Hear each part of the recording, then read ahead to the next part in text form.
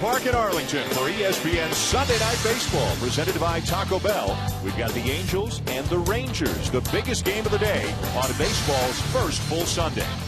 On the mound for Texas, second-year sensation, Yu Darvish. Almost perfect 5 days ago. Tonight, Darvish takes a crack at doubling up on his dominating start to the season. Also, it's been a tough homecoming weekend so far for former Rangers star Josh Hamilton. We'll examine how his early struggles impact the Angel lineup. And we'll take a look at baseball's two phenomenal sophomores, Mike Trout and Bryce Harper, and their impact on their teams and the sport in 2013. But when we come back, it's Yu Darvish with the first pitch of the ballgame on ESPN Sunday Night Baseball.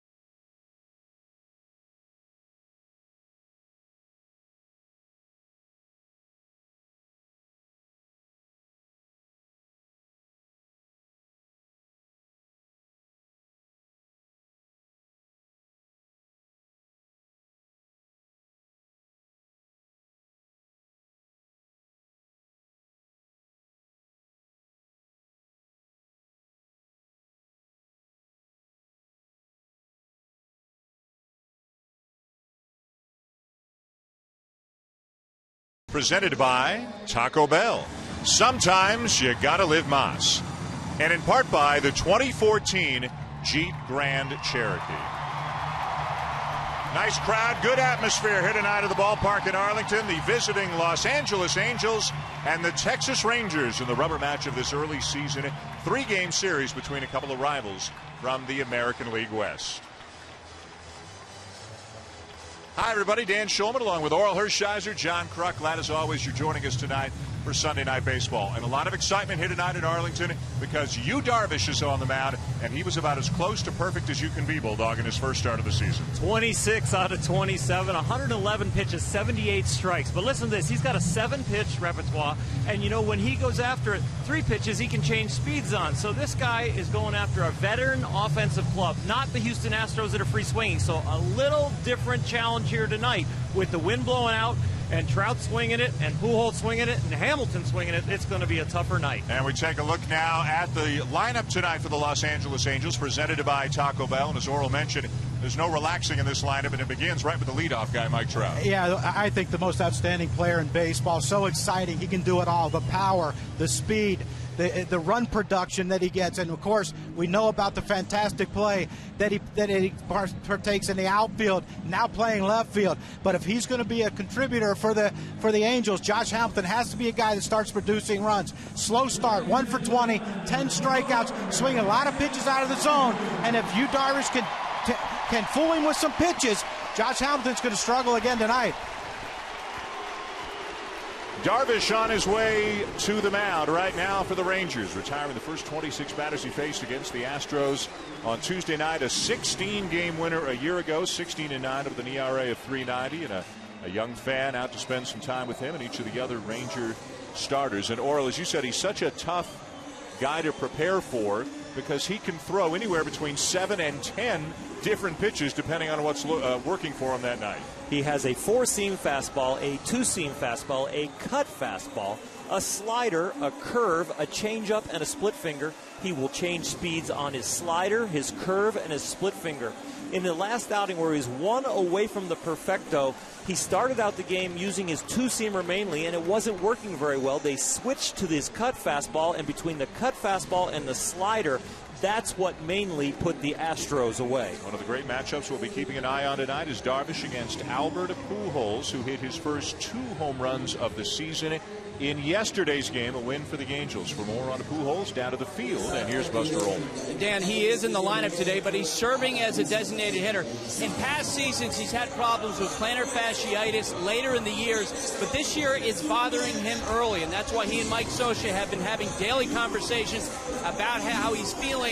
And on Saturday, Pujols told Scioscia, look, do what you have to do. So they decided to start him at designated hitter yesterday, again today, with Mark Trumbo playing first base, Dan. All right, Buster, thank you. So some flexibility for Mike Scioscia at first base and DH. And Mike Trout, the leadoff hitter, the rookie of the year last year, the runner-up for the most valuable player. And he has a couple of home runs in his brief major league career off Yu Darvish. Went 6 for 17 with 2 home runs off Darvish last year.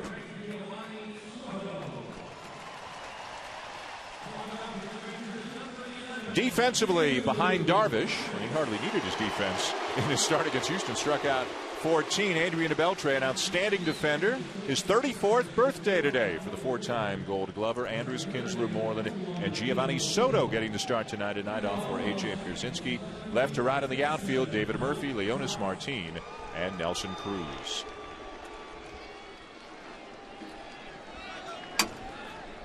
Got 2 great pitchers on the mound, but we've got conditions that suggest the ball may be flying. More on that as time allows. But we may see some balls carry here tonight. Darvish, who will work from the stretch to face Trout to get it underway.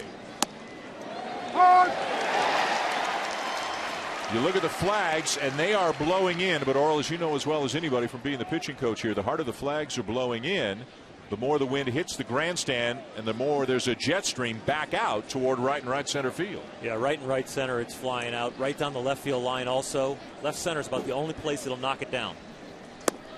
And a ball and a strike to count on Trout. And the ball was absolutely flying out of here in batting practice today. Of course, it is batting practice. It's not you, Darvish, and Jared Weaver.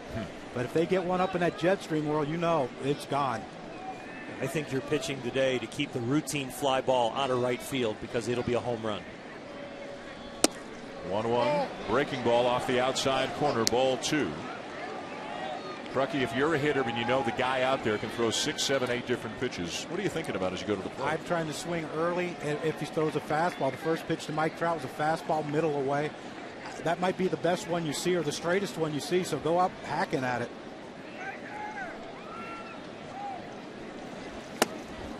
3-1. It's interesting. Soto behind the plate today. A.J. Pierzynski caught the almost El Perfecto from Darvish. And Soto and he had a great relationship last year. Caught a lot of his games. We talked to pitching coach Mike Maddox of the Rangers before the game about that. Darvish had a 2.35 ERA in 8 starts with Soto behind the plate. And how about that? He's perfect for 26 batters, then gives up a base hit in the 9th inning against Houston, and he walks the leadoff hitter here tonight. That's the walk that Ron Washington was looking for to get him out of the perfect game, kind of subconsciously rooting maybe that the perfecta would get broken up with a walk, because even if he had a no-hitter, he was going to take him out and keep the pitch count down. So the leadoff man aboard, Trout, with blazing speed, 49 stolen bases a year ago. And here's Eric Ibar. Ibar can handle the bat. He can get a bunt down. This is when the Angels really like to get things going, when they get a man on, and Mike Scioscia can do some different things. And I think if Josh Hamilton in the 4th hole was swinging the bat better, he might bunt Ibar right here to get Trout into scoring position. But if you do that now, you're taking the bat out of not only Ibar's hands, you're taking it out of Albert's hands too, because they're just walking him to get to Josh. And for people who aren't aware of what happened in the game yesterday, Albert Pujols was intentionally walked 3 times in the game to get to Josh Hamilton. Almost unheard of until Hamilton, except because Hamilton is really struggling. In those 3 at-bats, Hamilton struck out twice and flied out once. The 2 times the Rangers did pitch to Pujols yesterday, he homered. Well, when Albert was with St. Louis, the guy in the 2-hole usually had a lot of pop. Tony La Russa liked to put a good fastball hitter that could hit home runs in front of Albert because he knew he didn't want to steal with the leadoff man. If you steal, then Albert a lot of times would get intentionally walked, and why waste your biggest and best bat that way? So he put a home run hitter, a guy with some pop in the 2-hole. Ibar a little bit more of an action guy and a contact guy. And you can tell when you talk to Ron Washington about Albert Pujols, he has all the respect in the world for Pujols as a hitter, as a grinder, as a competitor. He's done a lot of damage against the Rangers, both as a Cardinal and an Angel. If he didn't respect him, he wouldn't have walked him 3 times yesterday. Down and in, and did it hit him? The pitch before, the breaking ball down and in, looked like it had a chance to hit him, and I don't know. I don't think this hit him. I think he might have hurt himself, caught a spike as he tried to get out of the way. Darvish just buries this slider right here down at Ibar's feet and hits him right on top of the foot. Yeah, that's it's not usually a good place to get hit. Not a lot of meat there. So Ibar slowly and with a bit of a limp making his way down to first. Trout to second. And Darvish walks and hits the first 2 batters tonight, and now he's got to face Pujols with 2 men on and nobody out.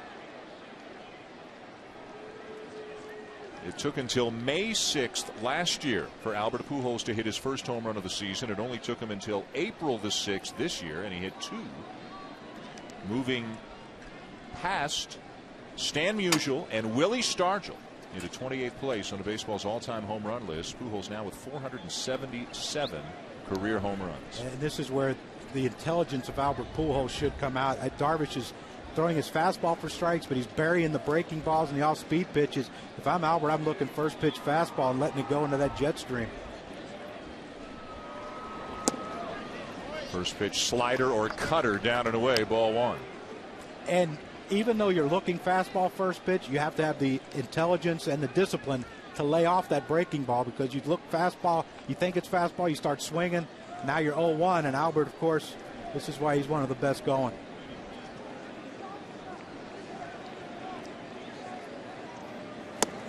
Ball 2. A little fear of throwing the ball over to this Angel lineup compared to that Astro lineup he last faced. Soto out to the mound to talk to Darvish. Hamilton waiting on deck as we get a look at what Pujols did yesterday. Again, the wind was blowing out and the Angels took advantage. First inning, and Pujols hits one straight away center field. They measured it at about 420 feet. And then pulling one to left field in the 6th inning, a solo home run off Jason Frazier. The 45th career multi-home run game of Albert Pujols' career. What's he throw here, Laura? 2-0. I think he's going to throw a cut fastball away to try and find some comfort. Missed away. 95. When you see him between 93 and 97, that could be the cut fastball or the 4-seamer. That one had a little bit of cut on it. If you see it start to tail in towards Albert, that would be his 2-seam fastball or his very hard split finger. Turn him loose, green light. Absolutely. Oh, yeah. He's too disciplined not to. Bases loaded, nobody out.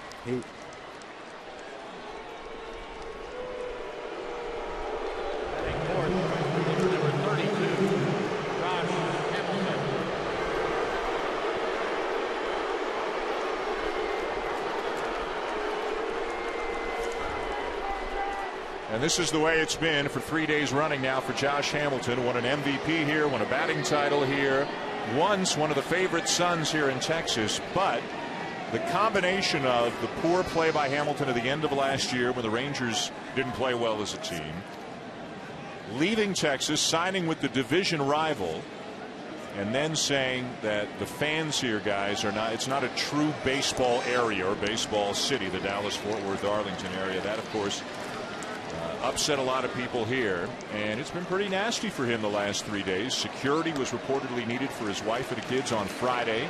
They were sitting in the stands because it was a sellout. Yesterday, today, they are apparently in a suite, so they're not with the fans. First pitch swinging a foul back, and then what they have loved the most is that Hamilton's gone 0 for 8 with 4 strikeouts so far in the series. We were talking to him before the game, and he said, look, I'm happy. I've been through struggles before. This is no big deal. I'm not pressing. I'm not worried. I don't know, 1 for 20. I'm pretty pressing. Pulls a ground ball to second. And the Rangers will turn 2. No RBI on the play for Hamilton as Trout scores, and it's 1-0 Angels.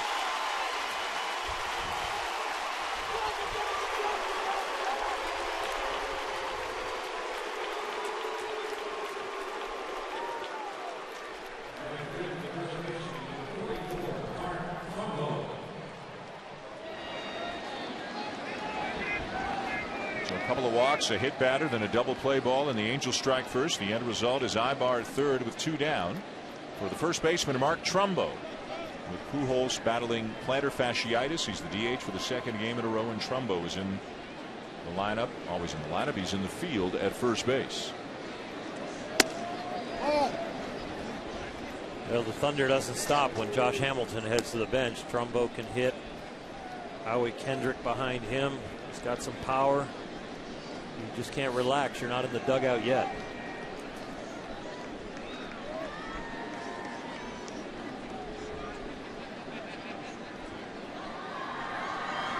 Truckee, when you watch Hamilton, is it just a case of him swinging at too many borderline pitches? Way over anxious, and you know, that's a situation right there where Darvish had no command of really none of his pitches. And first pitch he swung, second pitch he swung, and that's a guy to me that's pressing because he's trying to do things that you know, not thinking as far as the baseball sense goes.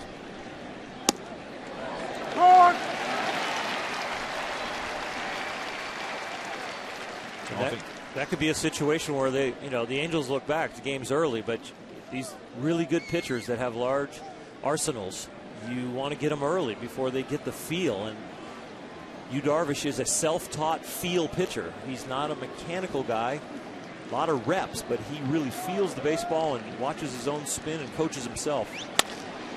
Breaking ball bounced into left field. A base hit for Trumbo, and to score Ibar, and the Angels are up 2-0.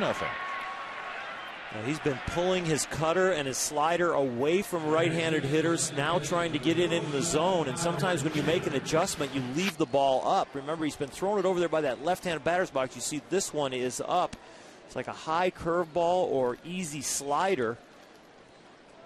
We'll be in between as we call his pitches tonight because he has so many, and they will look alike. The curveball and the slider, sometimes the split and the 2-finger will look alike. Trumbo had been just 1 for 15 in his career, which is last year against Yu Darvish. So this base hit's going to feel pretty good for him as he drives in a run. Yeah, that's a beautiful piece of hit, and really where the location was and the power that Trumbo possesses, that easily could have been a 2-run homer. He got on top of it and rolled it through the hole.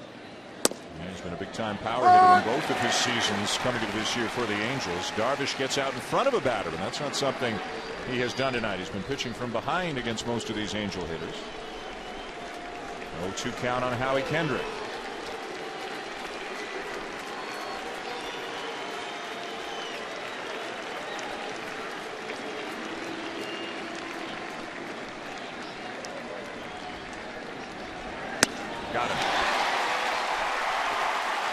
Inning over, but Darvish has suspect command, and the Angels take advantage. A 2-run lead as Darvish leaves, and Jared Weaver makes his way to the mound for the bottom of the first.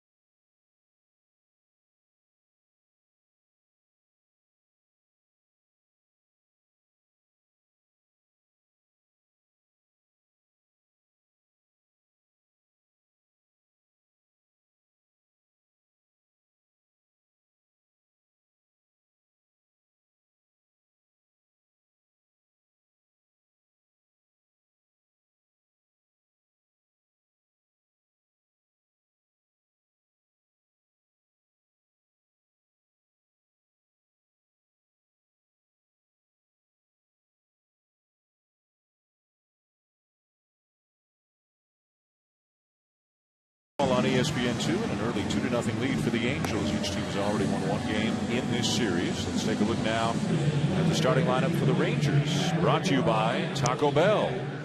As always, Kinsler and Andrus at the top. Lance Berkman is the DH, a newcomer. Elvis Andrus with some very good career numbers in a lot of at-bats. 23 for 60 in his career. Some great numbers against one of the best pitchers around. Jared Weaver and Adrian Beltre just keeps getting it done. He's always torn up the Angels. He drove in over 100 runs last year, hit over 300. He's celebrating his 34th birthday here today. Facing him 20 games a year ago, Bulldog, Jared Weaver. Well, best in opponents, batting average in the league, and declining fastball over the last 3 years, but boy, can he spot it. He has a great feel for the game and what the hitters are trying to do. His last start got a no decision, but he was on in that hitter's ballpark against the Cincinnati Reds. Kinsler leads it off and takes low ball one.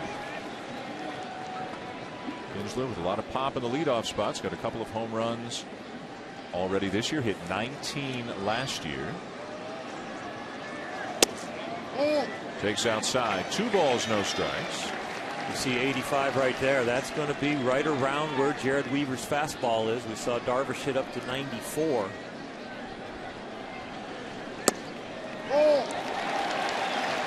And another real good feel about the game and about his own mechanics. Another guy who's his own pitching coach. He has a crossfire delivery. He has a few cues when he doesn't have good location on how to get himself back in line, but really likes to feel the baseball and the strike zone.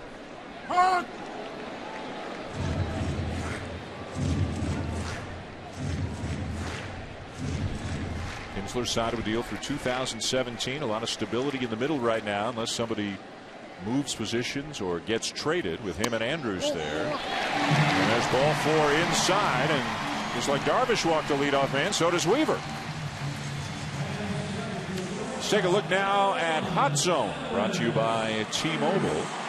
And in spite of the fact that the fastball is not an overpowering fastball, Oral, he gets great results with it. How does he get that done? Well, he's moved from a 4-seam fastball over the last couple of years to a no-seam fastball, which is his way of throwing a sinker or something that actually runs. His ball has a large tail on it, and he can get the ball off the barrel of the bat very, very well. One of the best in the game at that. And a threat to run. That no-seam fastball was taught to him by a teammate, Scott Shields, who was here with the Angels. And Jared will admit to you that without that lesson and that movement on the ball, he doesn't know where he'd be. He knows he wouldn't be a 20-game winner. Ball 1 outside to Elvis Andrus.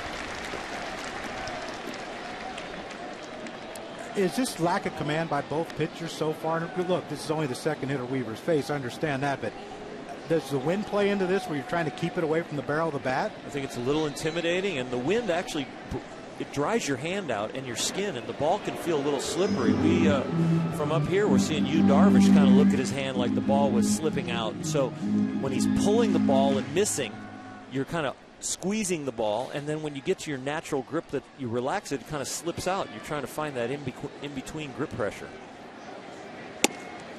There's a strike, 1-1 on Andrews.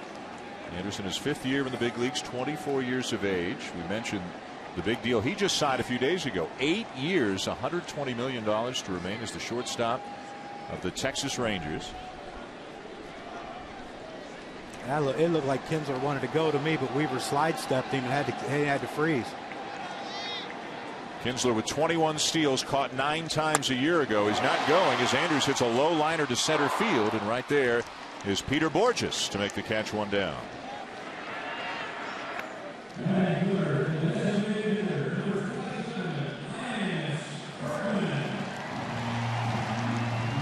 Ron Washington always talks, guys, about wanting to force the issue, wanting to run. It's a team that is thought of as a slugging team, but they do have guys who can run, and the skipper wants to make sure they keep on running. And we even asked him, with the wind blowing out, does it alter the way your aggressiveness on the base paths? And he said absolutely not.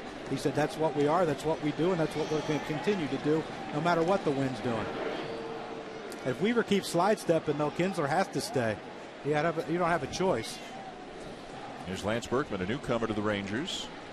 Played only 32 games last year, had knee surgery with St. Louis, signed as a free agent. And he can still swing the bat. He is 8 for 17 so far this year. One of the prettier batting practices you're still going to watch. Line drives to all parts of the field. He wasn't trying to light it up, use the wind today, and just kind of put on a show. He got his swing ready.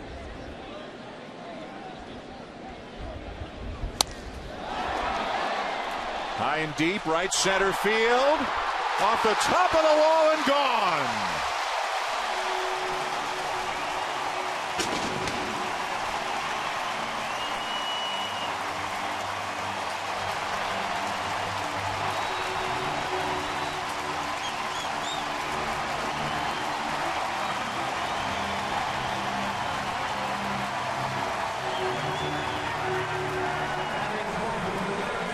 The guys around the batting cage were still marveling at his age how he still can swing the bat, and that's just a pitch down and away by Weaver. And just, you know, if it's not the wind, you see the breaking ball, and that's a really good pitch. Maybe up a little bit, but you know, Lance Berkman covers a lot of pitches, and he covered that one pretty good.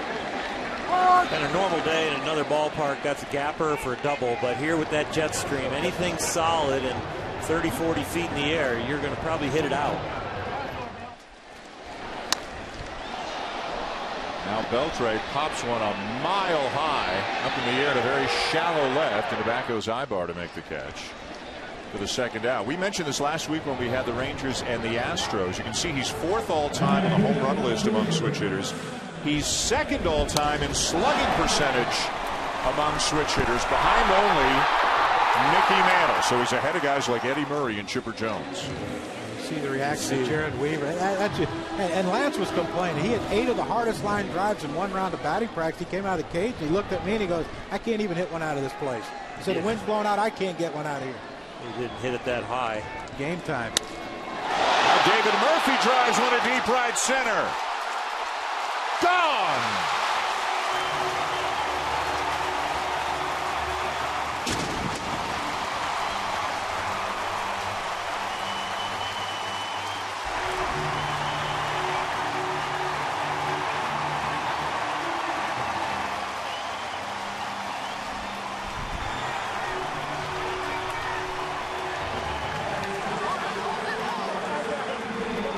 Jumping on that first pitch, 2nd home run of the inning off Jared Weaver.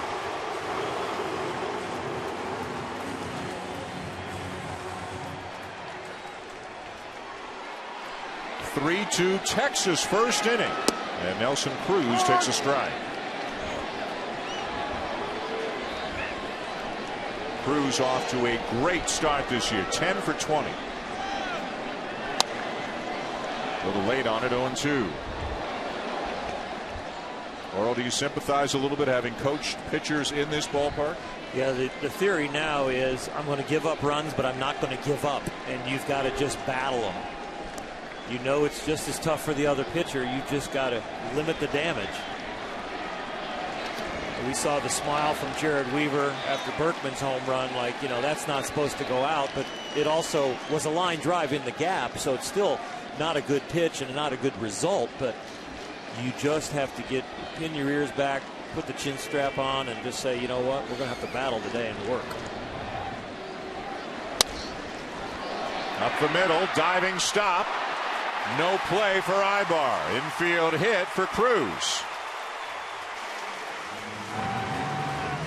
I had a chat with David Murphy around the batting cage today, and I said to him, you know, do you change your approach with the jet stream going out to right field? Do you really try and pull today? And he says, I try and pull all the time. I can take the ball away and pull it. I don't really try to go to left field or to left center. I find that I roll over a lot of balls or hit little slicing line drives. So his total approach is no matter where the pitch is to pull, and so he did not have to change his strategy at all today with the jet stream out to right.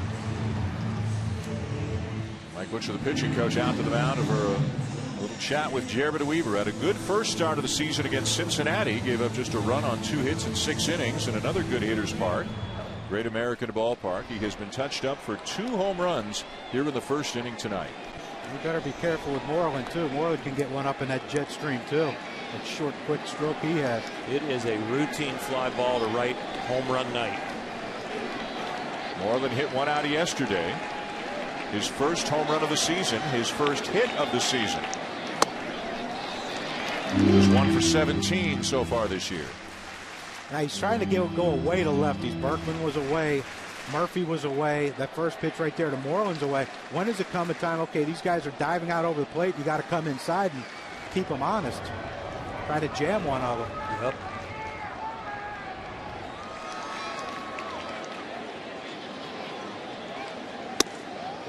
Misses away ball 2. Jared Weaver, the 4th least amount of ground balls, the most fly balls of anybody in the American League. At home in Anaheim, Los Angeles Angels Stadium, that is a big park, and the fly balls go to rest on the outfield grass. But here in Arlington, not real advantageous to throw fly balls. Big cut, and it's 2-1.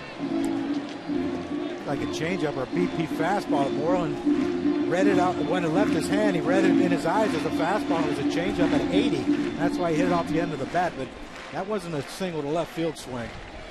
Well, Berkman hit the curveball, and Weaver will throw his 2-seamer, or his no-seamer really, and his 4-seamer, his curveball, and his changeup to lefties. That's the no-seamer. It's got good lateral movement. That ball looked like it was going to be in there by Moreland's hip and then leaked back over the plate. Boy, that's a dark ball. It was rubbed up. They forgot to rub the dirt off.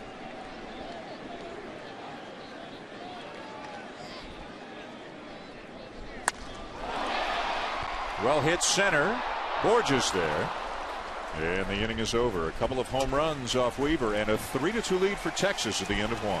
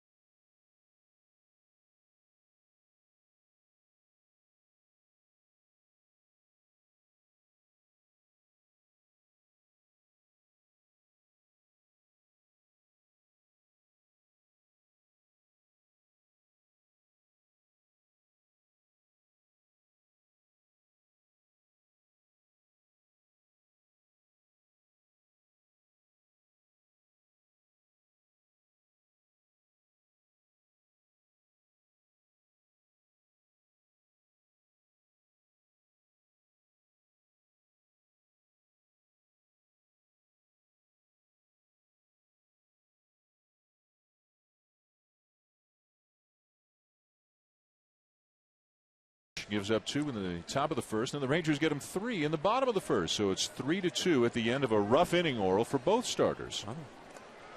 You can tell that Yu Darvish is really struggling with the feel as he wiggles his fingers after that pitch. He's been just kind of playing with the baseball, kind of looking down at it, kind of feeling it in his glove, and you see him kind of rolling around his hand right there. He is a touch feel guy, self-taught, plays a lot of catch and experiments with his grips. Alberto Callaspo, the third baseman for the Angels, leads off the inning, and it's a ball and a strike. Callaspo, Chris Iannetta, and then Peter Borges. Callaspo, not your typical third baseman, not a big power guy. Switch hitter, 10 home runs during the 2012 season. Loops one, shallow left, drops in. And a leadoff single for Callaspo in the top of the second. ESPN's family of networks have MLB action for you both tomorrow and Wednesday. Tomorrow at 7 on ESPN, it'll be the New York Mets taking on their division rival, the Philadelphia Phillies. And then Wednesday at 7 on ESPN2, the Yankees are in Cleveland to take on the Indians. Monday Night Baseball presented by USAA. Wednesday Night Baseball presented by T-Mobile, and both games also available live on Watch ESPN. The pitching matchup tomorrow night between the Mets and the Phillies. Young Matt Harvey for the Mets, who had a good first start and so much promise, against Roy Halladay for the Phillies. And guys, that's a start a lot of people, obviously Philly fans and around baseball, are going to be paying attention to see how Halladay fares in his second start of the season. See if his command's there, his velocity. He talked to Rick Doobie in spring training, a pitching coach, and he said he lost his arm slot when he hurt his arm last year, and he's yet to get it back. And if he can, maybe he'll be all right. But if he doesn't, it's going to be a struggle. Chris Iannetta, the Angels catcher, pops one up shallow right. Kinsler back. One down.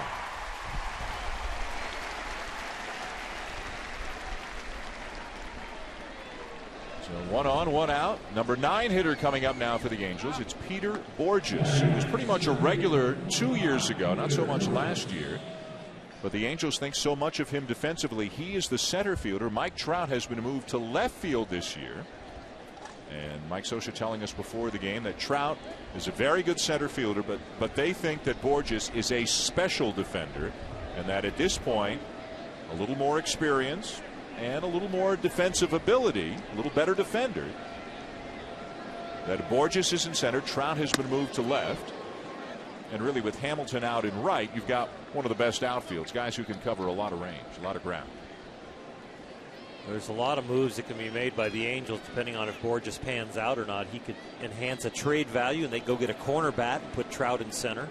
He could not pan out offensively and then be an outfielder off the bench, pinch runner, pinch hitter, and play all 3 outfield positions. So there's some flexibility as they go down the road with him in the next 2 to 3 to 4 months, as they see how his ability either pans out and all the potential's there, or what role he might play as a piece in a trade or an everyday starter.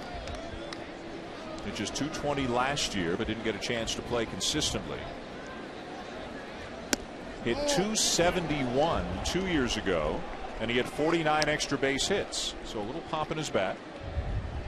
There was a logjam here when Torrey Hunter and Vernon Wells were here. Now they're looking for production from everybody because they're down to kind of no spare parts. Callaspo the lead, not going. And the strike taken by Borges.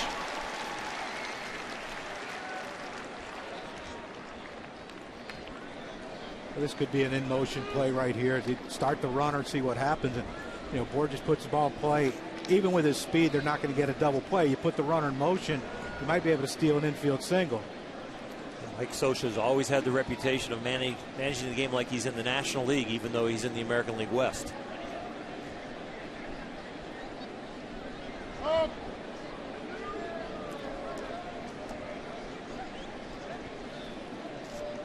Outfielders really playing Borges to hit the ball the other way. Martin is way over to right center field. A lot of room down the left field line. Runner not going, and it's 3 balls and a strike.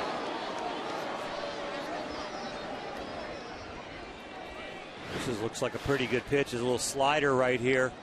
And K-Zone's got it at the bottom of the zone. It's not where you catch it, it's where it crosses the plate. I know you always like that, John, that call. I think it's a ball. He didn't swing, did he? Darvish fighting his command. Walk 2, hit 1 in the first inning. And he walks another one here in the second.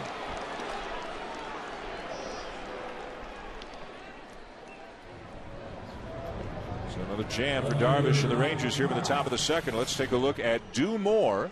Brought to you by Safeco as Mike Trout comes to the plate, and he had not only one of the most remarkable seasons a rookie's ever had, one of the most remarkable seasons really that anybody has ever had. The only player in history with 30 homers, 125 or more runs, 45 or more stolen bases. An easy choice as Rookie of the Year, and many felt, in spite of the fact that Miguel Cabrera won the Triple Crown, that Mike Trout should have been the MVP. Now can he do it again? It's a what have you done for me lately kind of business. Can Trout possibly reproduce what he did last year? Or is that unrealistic? I think it's unrealistic to think that he's going to hit 30 and drive in 83 runs again and steal 49 bases, but I have no doubts he's going to hit 300 just because of his speed and because of his approach at home plate.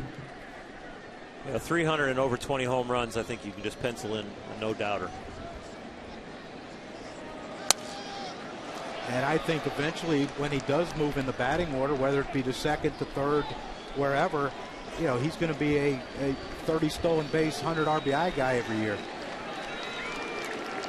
And it's no doubt that he's going to lose his privacy. He told you a little story about going out to dinner?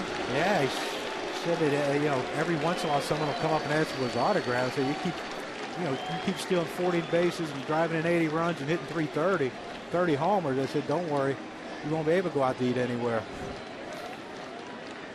Darvish out in front 0-2. And he paints the outside corner to get him.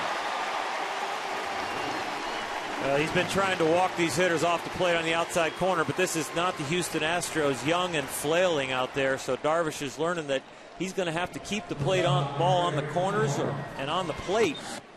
And he's going after Mike Trout with the fastball away, and he paints him right there away. He tries to get out there with a little cutter and just hits the edge again, and then he just locks it in. Well, he threw almost a perfecto against Houston. He had a rough couple innings, but didn't give up a hit, and then he dialed it in right about now. Eric Ibar sends one foul down the line.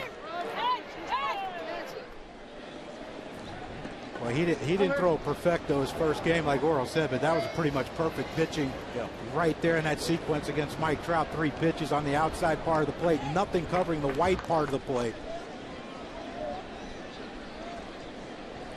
With movement and velocity. 0-1. Check swing and a ball down and in, a ball and a strike. There's a cutter at about 91. We've seen the 4-seamer anywhere from about 94 to 97. Sliders, the odd curveball. What else have you seen tonight? Curveball will go from 82 to all the way down to 70. I haven't seen a split finger yet. I haven't seen, I think maybe one changeup we've seen.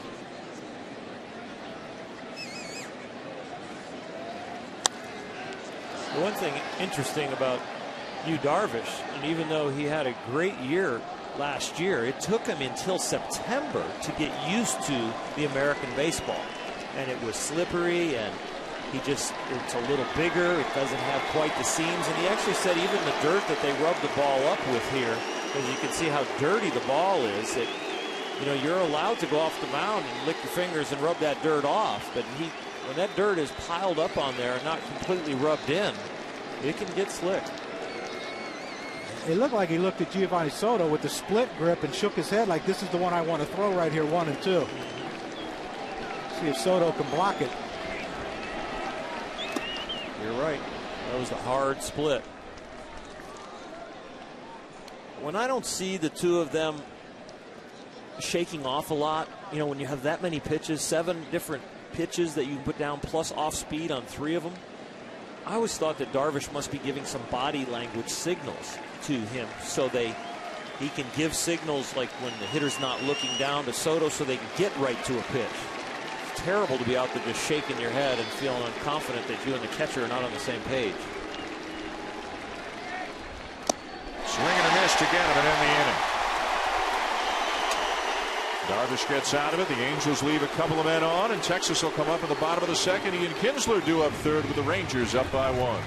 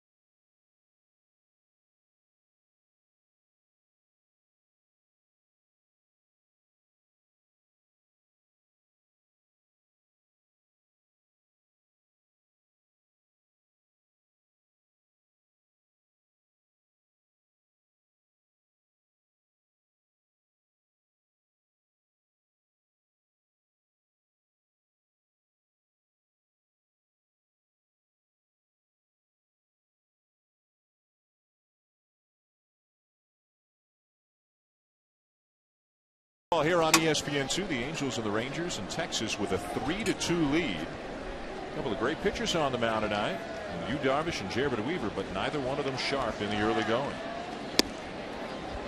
Giovanni Soto, the Texas catcher, will take a strike from Weaver, who surrendered home runs to Lance Berkman and David Murphy in the first inning. Changeup misses just off the outside corner. A ball and a strike on Soto, former Rookie of the Year back in 2008 with the Cubs, acquired midseason from the Cubs last year. And he is the backup right now for Texas, getting his first action of the season after A.J. Pierzynski caught every inning of the first 5 games. And Pierzynski, as Ron Washington told us before the game, he told us 3 things about him. 1, he can really talk, but everybody knows that. 2, he can really hit, and he can still really hit. And Ron Washington's other quote about him was, he's a winning player. Another changeup. This is low, full count. He might go away from his normal pattern. He'll throw the changeup to righties, but not as much. He uses it to righties, but it's more effective to lefties.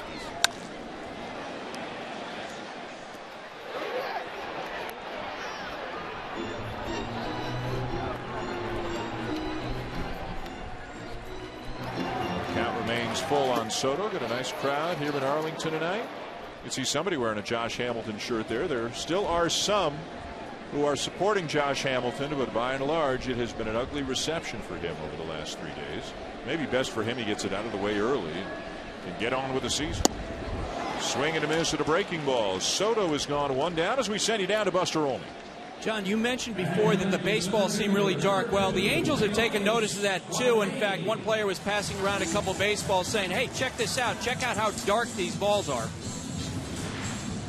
That's a little more than normal as far as amount of dirt left on the ball. And maybe Maybe the Rangers and the Ranger clubhouse kids who rub the balls up for the umpires are leaving some on there to help the pitchers tonight because the wind's blowing out so strong. Of course. Here's Leonis Martin. Those numbers with AAA Round Rock last year, hitting .359. He's going to get a chance along with Craig Gentry to get some playing time out in center field this year. Pops one up into foul territory for Cayaspo, and just like that, 2 down for Weaver. You know, when the wind's blowing in, they don't let hitters use cork bats. Now, if a hitter goes to an umpire and says, "Hey, look at that baseball," they'll take it out of play. Yep. And they'll look through the bag of balls, and if they're all too dark, they'll have the bat boy start rubbing them up and get some of the dirt off them. They look like they just spread some mud on those things and didn't rub them in. Yeah, exactly. Which is low ball 1 to Kinsler, who walked and scored on the home run by Berkman in the first inning. And the umpires are responsible for rubbing up the balls. That's the rumor.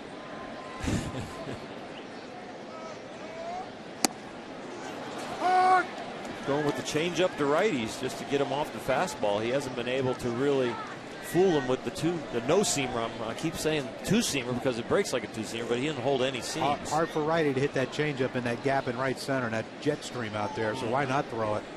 Keep it into left field. Not often you're trying to make a right-handed batter pull the ball, but given the conditions here tonight. Yeah, you're trying to get him to hit it from the scoreboard over past the southwest sign in the left field gap over there. Nothing down the line. Back-to-back breaking balls, and it's 2-2 on Kinsler.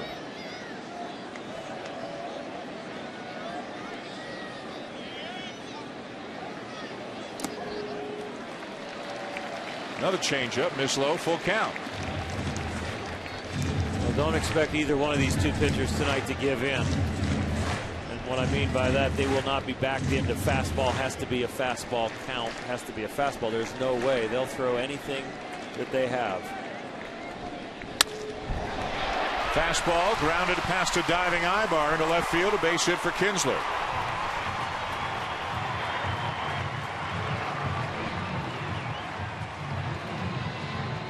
One of the things that Ian Kinsler does so very well is get on top of that high fastball and not pop it up. Yeah, he has that short stride where he steps first and then, then the arms and hands come through. But I mean, you see Weaver there, you said it, 3-2. Most of the time, he's not going to give in and just have to throw a fastball, but he does there to Kinsler.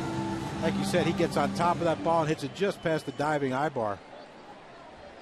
You got a nice look there at Weaver's crossfire delivery. That with that velocity going down on his fastball, that is the one thing that is going to serve him well as he continues to age. That deception. If I'm Kinsler, I'm going early. Andrews the batter when Weaver steps off. He was jumping.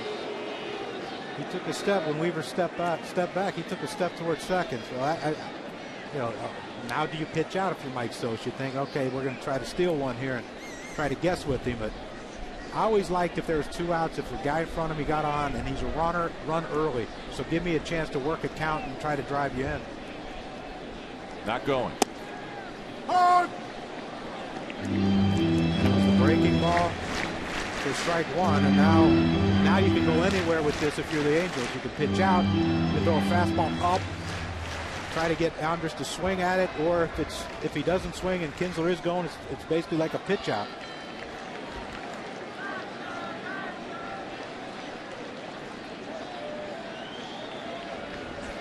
Leaning, but the throw to the wrong side of the bag, so Kinsler can dive back in.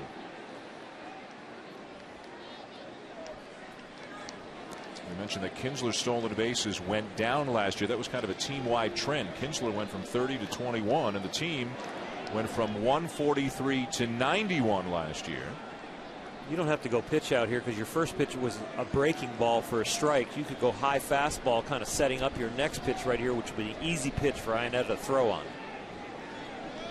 Not going. Swung on and missed, 0-2. And now going as the ball gets away from Iannetta, and Kinsler will take advantage. Iannetta just couldn't find it. It wasn't a fastball. It was something off speed and got there down in the dirt and got lost. And that's great anticipation by Kinsler. He saw Ionetta, couldn't find it for that split second.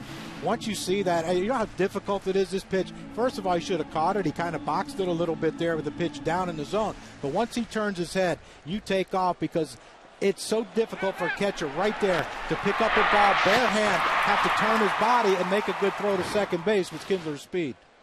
It is a pass ball charged to Ionetta. Runner in scoring position, 2 down. And down and in, a ball and 2 strikes to Andrews.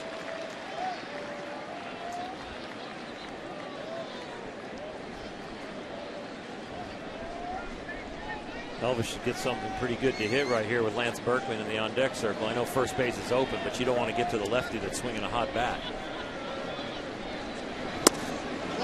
Lays off, down and away. Andrews, remember, has big-time career numbers against Weaver. Even with the fly out of the first inning, he's 23 for 61 in his career against Jared Weaver.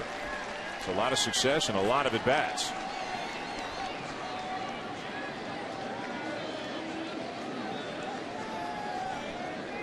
Two.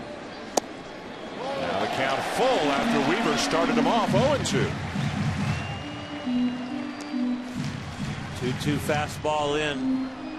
Said these guys don't get back into fastball counts and necessarily throw fastballs. That sets up a 3-2 slider right here.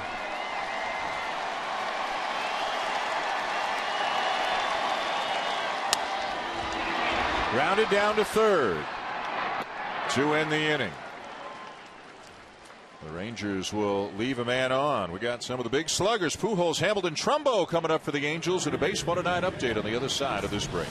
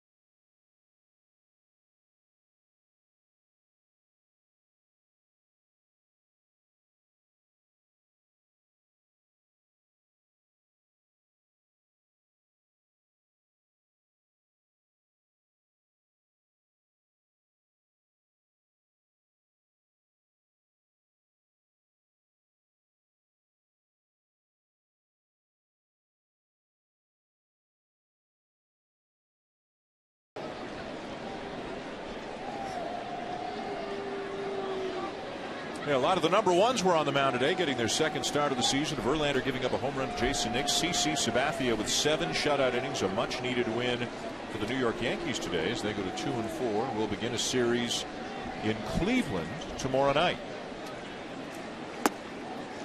There are a lot of the top starters on the mound today. R.A. Dickey gave up 8 runs in 4 2/3. Boston pounded Toronto 13-0 today. You can see the shift is on as Albert Pujols leads off the third for the Angels. 3-2 Rangers. You might notice at home there's nobody on, nobody out, and Yu Darvish still pitches from the stretch. been very comfortable in the stretch. I think all of last year, maybe only 2 starts where he used the windup. 26 out of 27 against the Astros in his first outing where he was in the stretch exclusively. Outside corner with the knees, 1-2. That's what's amazing to me with Darvish right here in this at bat is we showed the shift. We showed Kinsler on the left side of second base. Andrus, of course, in the hole, and Beltre guarding the line, and they're still pitching him away. And Albert has that ability. That's why he hits for such a high average, to hit the ball the other way, especially with 2 strikes. He'll give himself up to hit a single to right field.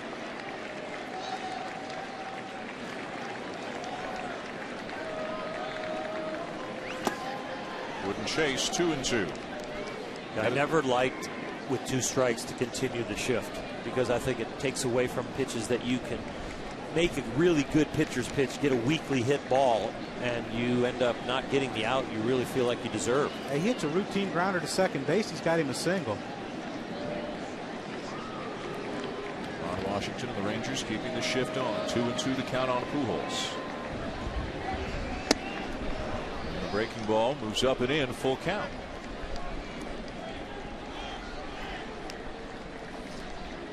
Waiting on deck, Josh Hamilton grounded into a double play in the first inning, produced a run, no RBI on that play, of course. And Hamilton talking to some of the fans here.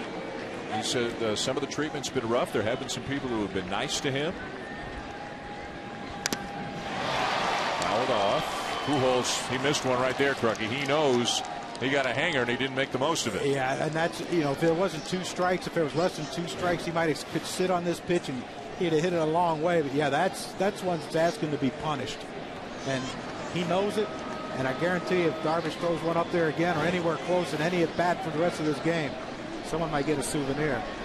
Well, the thing that saved him on that, he took a little off. He was down at 79 miles an hour. If that was the normal 84, 85 mile an hour flyer, you're right, he'd have had him. Low ball 4, and Pujols draws a walk for the second time tonight.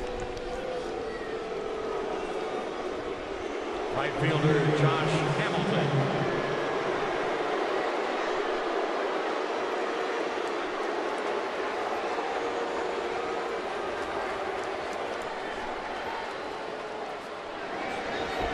Hamilton has admitted that it has bothered him. Not that it has shaken him, but that the reception here has bothered him a little bit.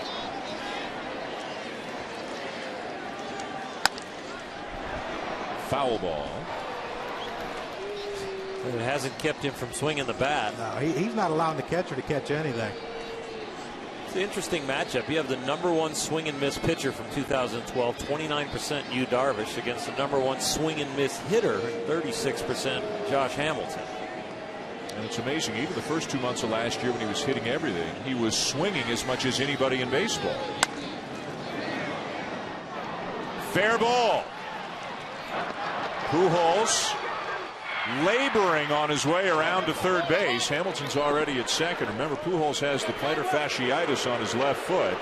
And Hamilton comes up with his first hit of the series, and it's a double. Well, just by watching his batting practice, he had some great swings in batting practice, hitting the ball to all fields, hitting it out of the park to all fields. But this is a pitch again. Darvish gets too much of the plate with this. You see where it is. It's about a little above knee high, down and in. And if Josh Hamilton was swinging it good, this ball could be a home run. But since he's struggling and he's feeling for everything right now, still a pretty good swing right there. And getting that ball down the right field line. And you don't think how happy was he when that ball was called fair? Because when you're struggling, that ball hooks a little more, just barely fouled. Now you're like, oh my gosh, now it's 0-2. Now Trumbo. Second and third, nobody out for the Angels here in the top of the third, down a run. Trumbo had an RBI single back in the first. This will be interesting here with Beltre and Moreland playing back, but with the injury to Pujols' foot and not running well, hard hit ball, they might take a chance on coming home. Well, this is almost a situation where Albert might make the ball go through the way his leg's feeling, because full stride, it's not bad, but that mid-range stride is where he knows right now he's going to make it to third, and that's all, so he's easing up. He talked about it before the game that he's had plantar fasciitis almost every year of his career, but he's never had it this early in the season. It's normally something, guys, that he's dealt with late in the year. It's got to be of concern to Pujols and the Angels. It's the kind of thing could go away in a week. It's the kind of thing could last for months. It feels like somebody's got a laser kind of heating it up on your heel on every stride. And he says, you know, playing defense sometimes is better because he keeps it loose throughout the game. But what they're worried about is, yeah, for that one game, but the wear and tear of keeping it loose the whole game. How's that going to affect the whole season? Sharp breaking ball there from Darvish to get Trumbo. Oral mentioned it. Darvish is one of the top pitchers in baseball, getting swings and misses because of that great repertoire. And this is a situation right here with no outs. He needed a strikeout, and that's what he gets. He got Trumbo to chase a couple pitches out of the zone. And Trumbo right there, sometimes when the infield's back, all you think, well, I can swing at anything. All I have to do is hit a grounder up the middle, and I get an RBI and possibly get Josh Hamilton over to third with less than 2 outs. And you get careless sometimes in the at-bat. We've all done it, and we all struck out in this situation. Now Kendrick. And I still don't think there's a guarantee, even with Beltre and Moreland back, that if there's a grounder to them, they're not coming home to get Albert. I think Adrian's going to come home for sure because he can throw as flat-footed and strong and 90, accurate. At 95. Oh, he could be a closer with his arm. 4-time Gold Glover.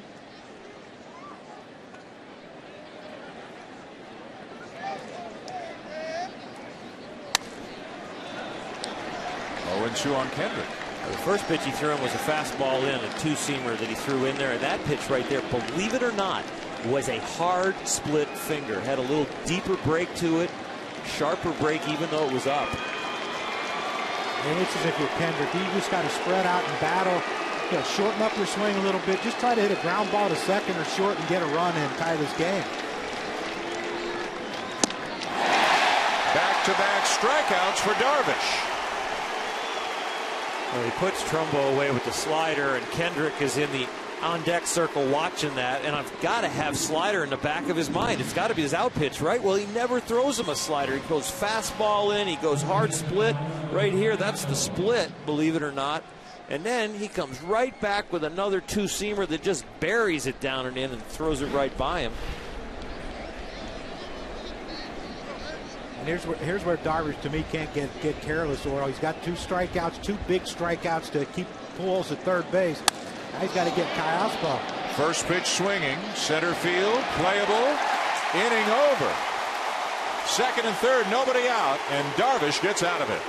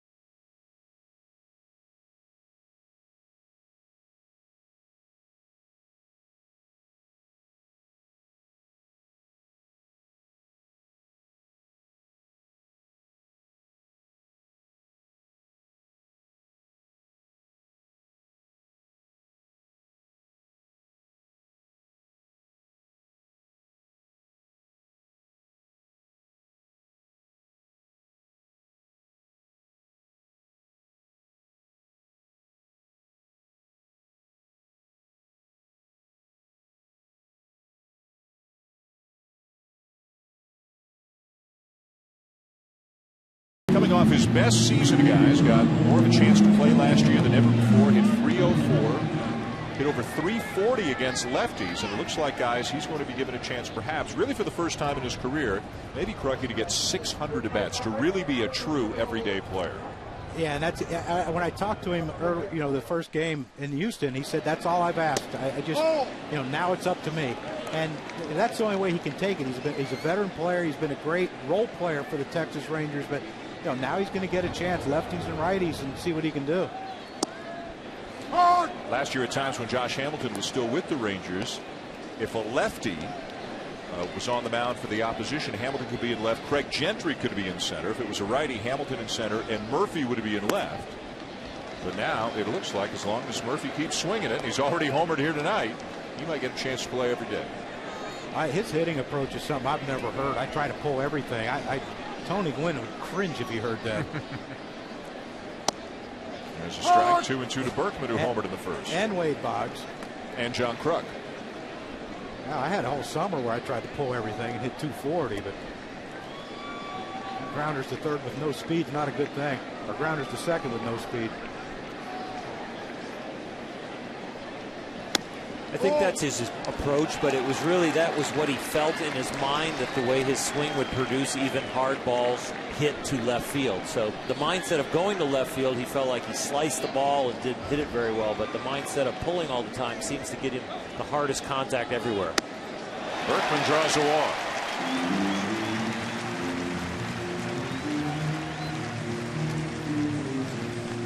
Jared Weaver has really not found anything inside to anybody. He's been living away most of the day, and the Rangers have been kind of diving out there and being able to still pull the ball or hit it to center field. I think if he's going to be successful the rest of this night, he's going to have to find some strikes on the inner half of the plate to both right and left-handed hitters. It has been a struggle for both Jared Weaver and Yu Darvish so far tonight. The batter is Adrian Beltre.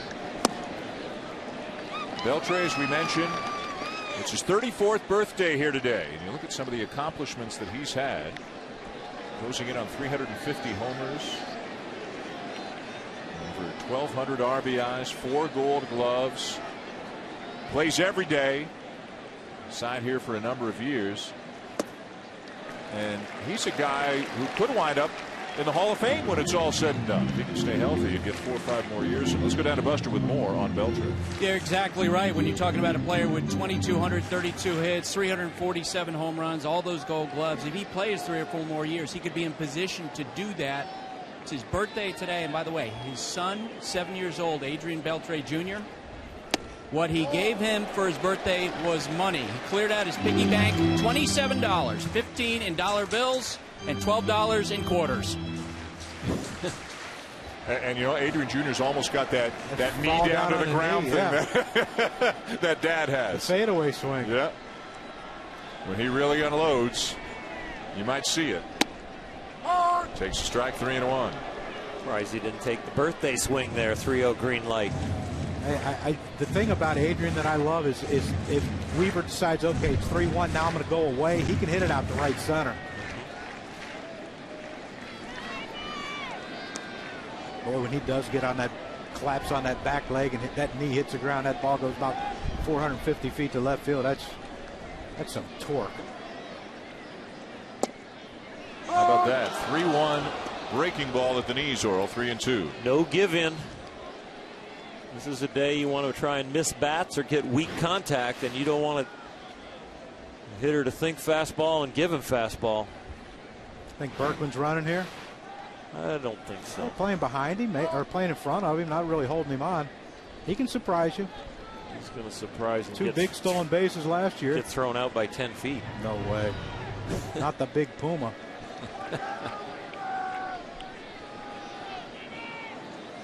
Not going. And a high fly ball into shallow right center. Borges there, 1 down.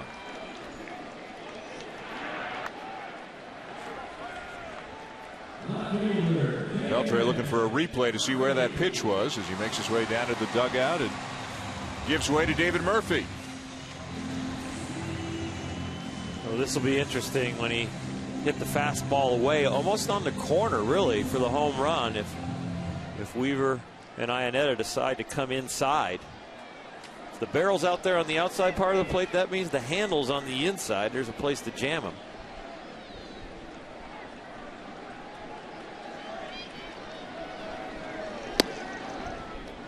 Right there for a strike. A little just BP fastball, or what was that? It's little 79. change up, little change up. Yeah, the fastball is probably 85 to 88. Didn't look like it had the kind of the drop in. Right, it didn't have much fade move, there. Yeah. The wind's probably doing some funny things down there between the mound and home plate too that can affect your pitchers. Went back to it again, and he missed outside. A little more fade on that one.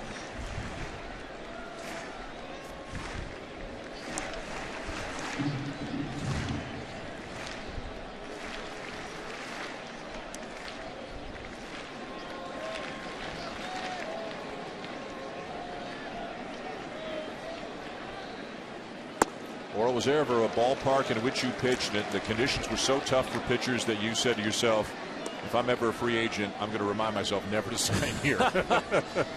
Yeah, this would be one that you might want to avoid.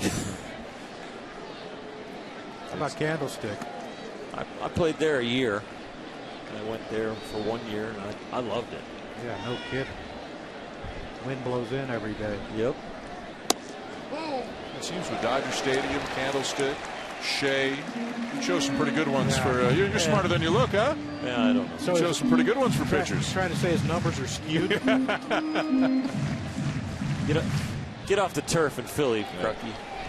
Yeah, I utilize that a lot with my speed. Count in Murphy's favor. Full count. You saw how even a changeup jammed him. That ball in the inner half there, that's not beating him with velocity. He just kind of jammed himself, crossed it over. I think that's a great pitch from a righty to a lefty, is throwing a changeup in and down, because everything you're taught as a hitter, anything in should be thrown with velocity, and the changeup just tricks you because you open up and you try to get to it quicker. You never do catch up to that one. Goes to the breaking ball on 3-2. This could be an adventure. And it is a foul ball. Depending on how high the pop-up is hit here in Arlington when the wind is blowing, it can do completely different things. You see Mike Trout looking up there at the flags, but this is a shallow pop-up where the wind really doesn't hit the stands and bring it back as much, so that ball continued to fade away from him.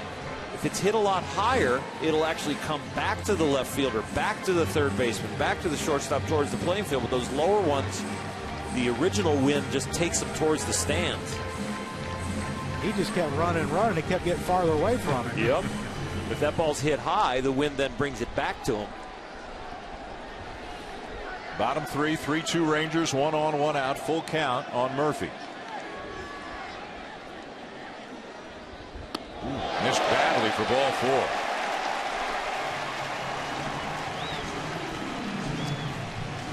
The first golf major of the season tees off Thursday on ESPN as Bubba Watson returns to defend his green jacket alongside Tiger Woods, Phil Mickelson, and the rest of a star-studded field at Augusta National. The Masters first and second round coverage Thursday and Friday at 3 on ESPN and also live on Watch ESPN.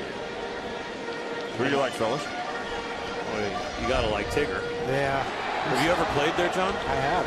Yeah, it's amazing, isn't it? Oh, it's beautiful. It is beautiful. You know, can Bubba go back to back? Well, Tiger got back to #1 in the world. I got to think that he's feeling pretty good about going to play Augusta. It's spraying a little bit. You got to hit it at the right place on the green. When did you play there, Greg? It was a while ago, 12, 13 years ago. How'd you do? Good. Yeah? Yeah, oh, it's beautiful. Yeah. I was afraid to take a divot. It's like, it's like hitting off your carpet in the house. You don't want to take chunks out of that.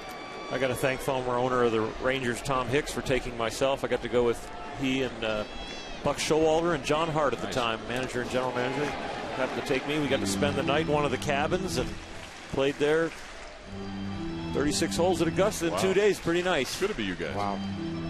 Didn't throw a club in anger? Oh, no. Oh, you better You're not on there. your best behavior, huh? No. Yeah. I'm a North Carolina basketball fan, and of course, love golf, and the first tee we were out there, and Arnold Palmer and Dean Smith were watching. And wow. There was a little bit of anxiety on that first tee ball. First tee ball was good. The second shot was awful. You know, the woods behind the first green, I was playing it out of there after 2. Even those are manicured. It had a great lie. Still made a double, but it happens. 2-0 the count on Nelson Cruz. Weaver's already walked 2 here this inning and 3 in the game. Ground ball down to third. And around the horn they go to turn the double play and end the inning. Big pitch. Big couple of outs for Jared Weaver.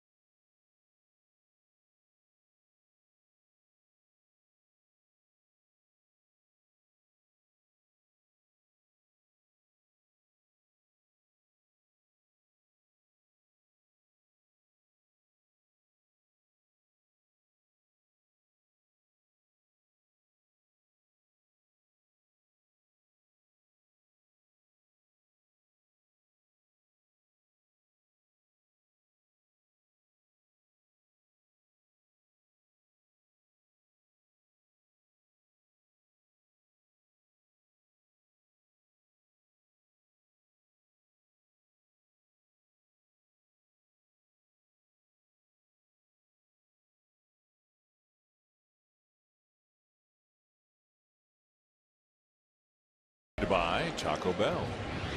Dan Schulman, John Kruk, Oral Hershiser, Buster Olney.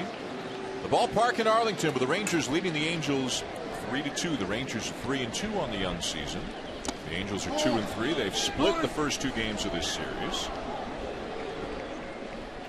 Yu Darvish has gotten himself in some trouble, but by and large, other than the first inning, he's gotten himself out of it. The Angels have left 6 men on through the first 3 innings. And the job that he did in the 3rd inning was the best of all. He walked Pujols, then gave up a double to Hamilton, but then struck out Trumbo, struck out Kendrick, and got Cayaspo to fly out as the Angels left a couple of men on in scoring position. Facing the number 8 hitter, Chris Iannetta.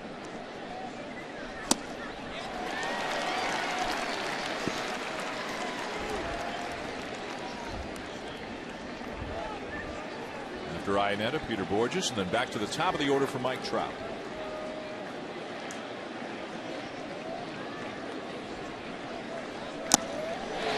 Strikeout number 6. You look at the 2 deliveries we got tonight. Darvish going from the stretch even with nobody on, but he starts on the third base side of the rubber, and from the ball of the foot of the back foot to where he strides is about a little closed, but that's pretty much a straight. And then you look at Jared Weaver on the other side. Watch where his landing foot goes over there towards third base. His drag line goes to third and goes sideways. And the 2 drag lines behind Jared, that straight one is Yu Darvish. The other one, he's going towards third, crossfiring at you. Borges Bunts it foul to play. These are a couple of big guys as well. Darvish is 6'5", and Weaver's about 6'7". Weaver's putting a little bit more stress and using his flexibility to get the ball going towards home. The body kind of guards the arm swing out of the glove, and then he strides away. Probably feels like the right-handed hitter. He's going to throw it right in his back pocket. A lot of crooked numbers on both lines for two great starters. Big hop down to third. Easy play for Beltre. 2 down.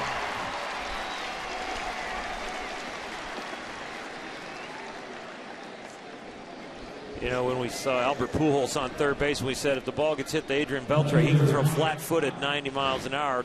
He plays with his hands, not his feet. You just see zip. He takes that little step backwards and then fires a tracer over there. He'll catch ground balls over there, not even move his feet, and just flick it over to first. Back to the top of the order now for Trout, who's walked and scored and have been called out on strikes.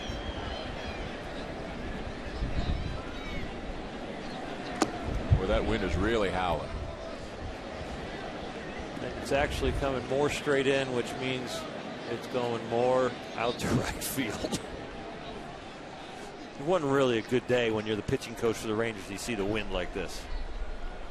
Again, flags blowing in up high means wind blowing out down low as it hits the grandstand. It bounces back out toward right. Shallow right field. And it's a 3-up, 3-down inning for Yu Darvish.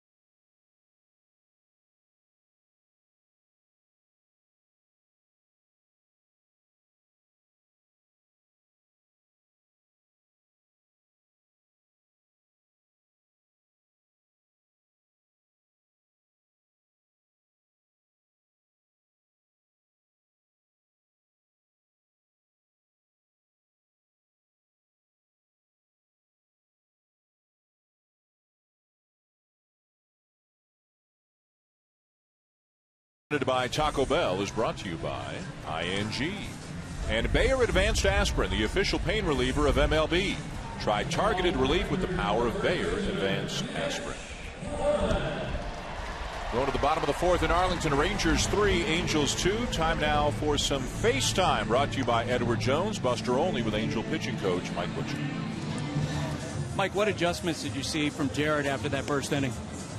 Just command the zone a little bit better. We got to mix in some more off speed. Fastball command's a little bit off right now, but I think the ability to locate some off speed pitches, you're going to be able to make some mistakes with his fastball right now. How much do these conditions play into him making adjustments? How difficult does that make it? I think the ball Berkman hit. A curveball a little bit up. I didn't think he hit it that well to go out, but Murphy got a hold of his, but. For the most part, you still got to go out there and make pitches. I got to pitch inside a little bit more, maybe, and see what happens. Mike, thanks. You got it, Buster. Yep. And Weaver starts Mitch Moreland with a strike here in the bottom of the fourth. Both home runs came in the first inning by Berkman and Murphy. A base hit, nothing more in the second. 2 walks, but a big double play ball off the bat of Nelson Cruz for Weaver in the third.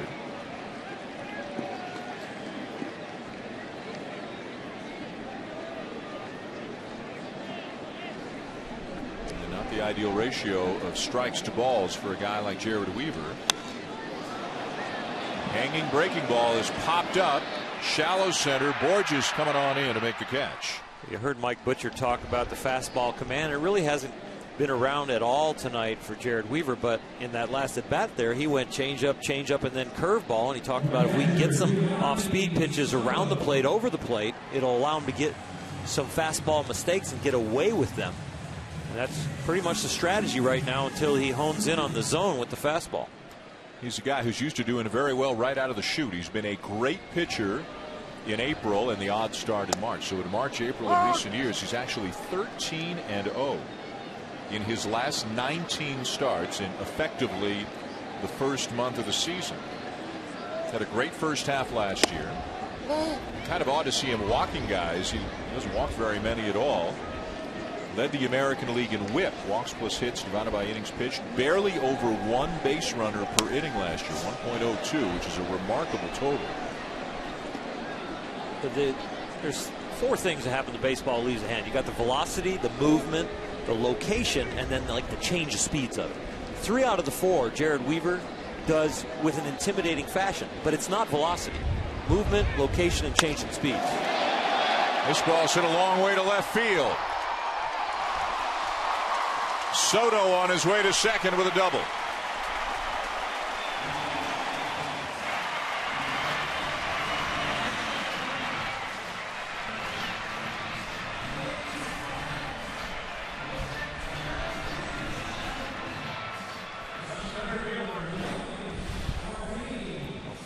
It's a hanging breaking ball right there, and you know, if he hits that to right field or center field, it's a home run. But because the wind's blowing across from left field, it's just a double off the wall. And that's one of those balls with Soto's speed right here. If this ball's a hard wall instead of that chain link fence, it bounces back to Trout. There might be a play at second base, but because it hit and soft and kicked to the left of Trout, he had to go get it.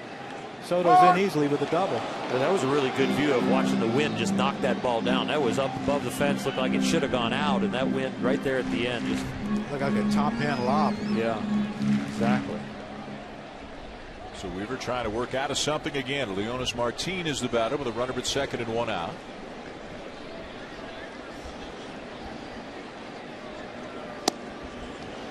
Orel, you said 4 things: velocity, movement, location, change of speed. Change of speeds. What was the most important to you? And if you couldn't have one, what would you give up? I would give up velocity and take location every time. The second thing I wanted was movement. The second thing I wanted to do was change from one pitch to the next, speed or movement or location, and then last thing's velocity. The velocity at this level pretty much comes naturally. You have enough arm speed at this level where you wouldn't have got here. So once you get to the big leagues, even at as much as Double-A, let's say, you drafted and you get to a Double-A, you've got to now be able to make the ball move, get some late movement, and be able to locate it.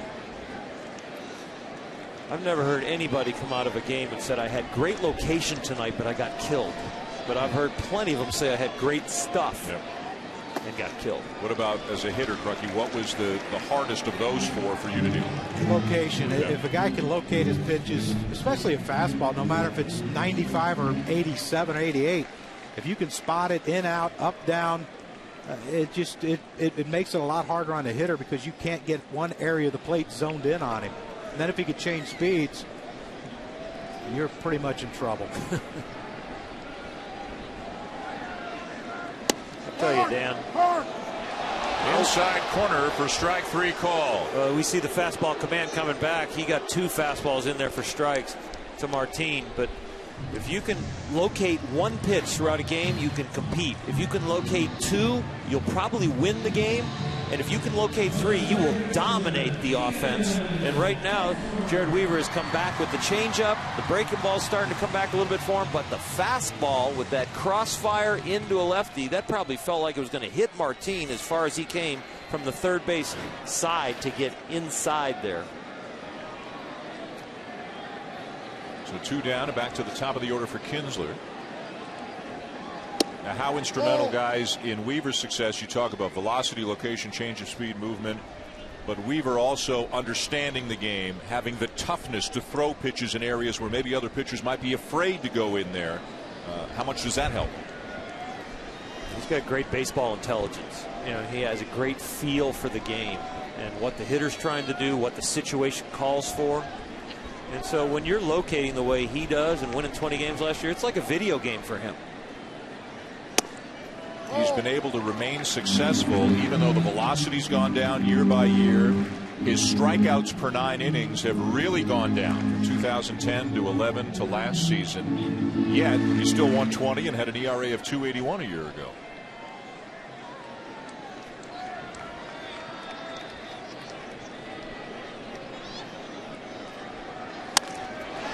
Base hit left field. Soto getting the wave. Trout's throw up the line. The run scores. Kinsler on his way to second and in there.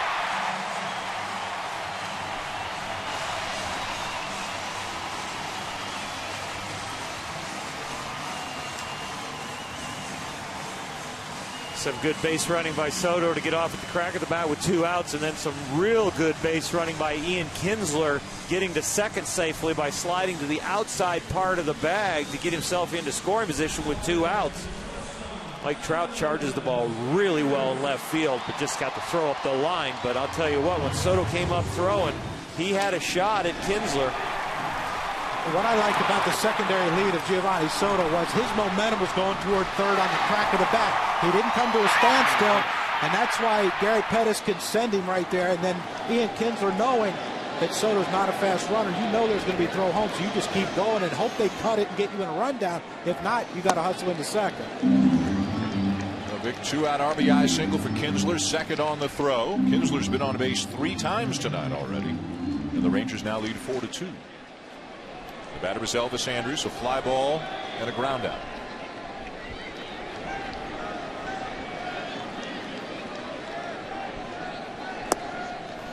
Well, I know Ian Kinsler had a down year last year, but he brings a lot of great things to the ballpark. I mean, his hands in the field, his arm, the way he runs the bases intelligently for a very fast guy. He brings power for a small in stature. He's got a lot of tools.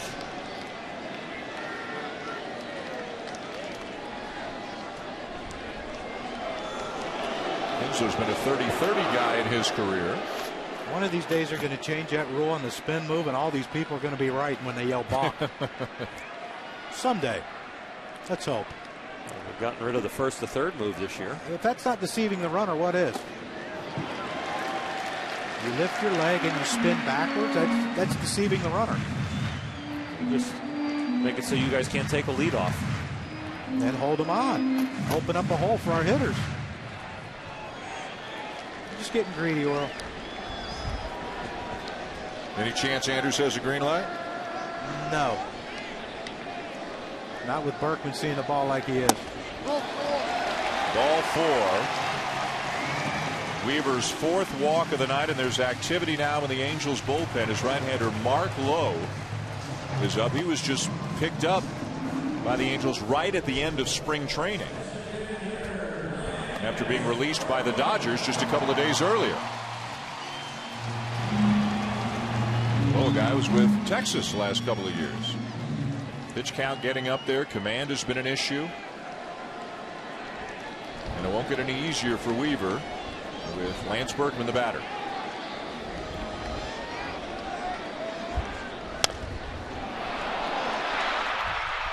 And out at second on the force is Andrus to end the inning. Weaver gives up one more, though, and at the end of 4 in Arlington, the Rangers now lead 4-2.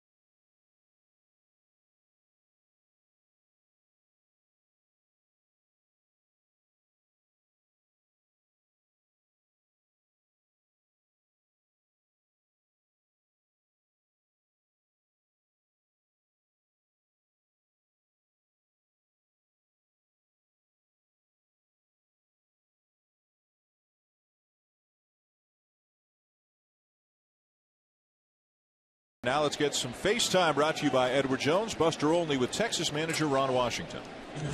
Ron, what do you see in differences between you and his first start and what he's doing tonight?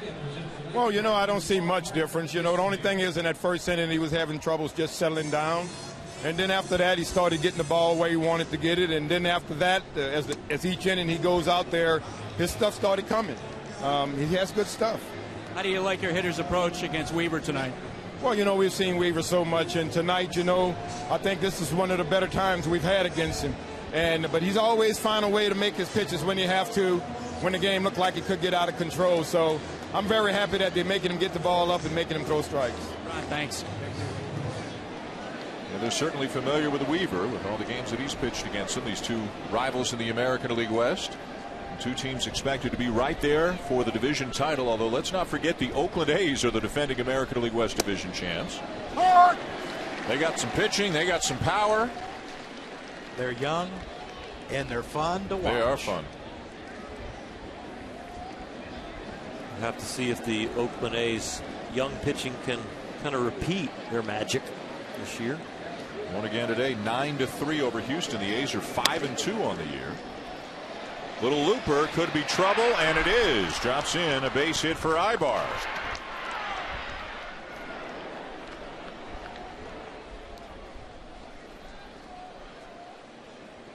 Ibar aboard. And here come numbers 3 and 4. Albert Pujols, 3-time National League MVP, has hit 30 or more home runs in every season that he's been in the big leagues. The only player in Major League history to do that in his first 12 years. Josh Hamilton, the 2010 American League MVP right here in Arlington, and a 3-time Silver Slugger award winner.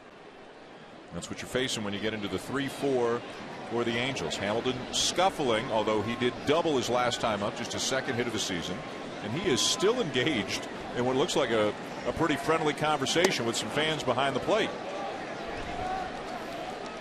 You'd think when he swings at the first pitch so often as he does that he would be studying the pitcher to get ready for that first pitch. Well, I as great as he is, I think they pitch Albert a little differently than they pitch Josh. But he might not want to watch. Okay, they start Albert off with a fastball in. I better look fastball in. 1-1 on Pujols. He's walked both times tonight.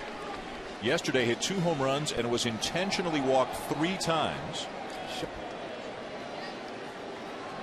It's only happened 2 other times ever. Claudell Washington and David Wright both had 2-homer, 3 intentional walk games.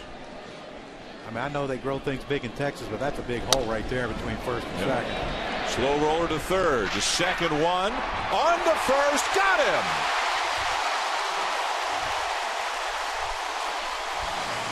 Albert's a little mad down there at the call at first because it's so hard and painful for him to run with that plantar fasciitis on his left heel that when you push through the pain and try and make it there to stay out of the double play, it's a little more frustrating when you get called out.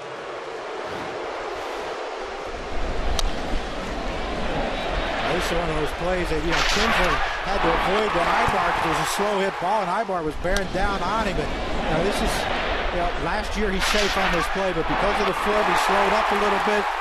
But he's still giving it what he has to try to get down there and just beat him. Here's Hamilton. Take a look, see if Albert has a bona fide gripe. Ball's not in there yet. Ball's not in there yet. Ooh, Safe. Looks pretty safe. And Hamilton hits one through the shift into right center, a base hit, and he's 2 for 3. I mean, that's just the case where Darvish, the second at bat, he threw a fastball in, he hits the double down the line, and the book on Josh the first 5 games of the season has been bounce it and he'll swing. But I mean, you look at the swing, how he walks away from his hands, which means his front foot's going out. As his stride foot, his hands are coming back, and that's just a perfect swing. You see the head still on the ball. After contact, his head goes away from from the barrel of the bat, and he follows the ball up the middle, and that's just, I mean, that's Josh Hamilton that won an MVP, not the guy who struck out 10 of his first 24 at bats. So Hamilton the first 2 down, a big hole on the right side, and Trumbo is the batter.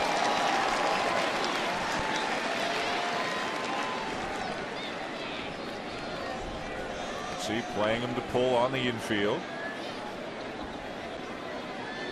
And Moreland holding on to Hamilton. A lot of room on that right side. Well, you look at how deep that Andrus is and Kinsler. Who's going to get the second base on a steal if Josh decides to steal? The momentum of Kinsler, if Kinsler's covering, I mean, you look at Kinsler, how deep he is, the momentum of him having to come. He's going to have to come straight across the base. His momentum's going to carry him. I don't know how he's going to catch, stop, and make a tag. And Soto's going to have to hit a running target. Blocked by Soto, a ball and a strike. You see, we've seen shifts against left-handed batters for a long time, but you're seeing more and more teams now go into more exaggerated shifts against right-handed batters, the power hitters. Yeah, and that play there, you remember when Kinsler took the open base when Iannetta couldn't find the ball, and that's a play right there where the ball bounces in the dirt, and Josh took his secondary lead, and as soon as his right foot planted, he started coming back toward first with no momentum going toward second, so he had no chance of trying to get to second base.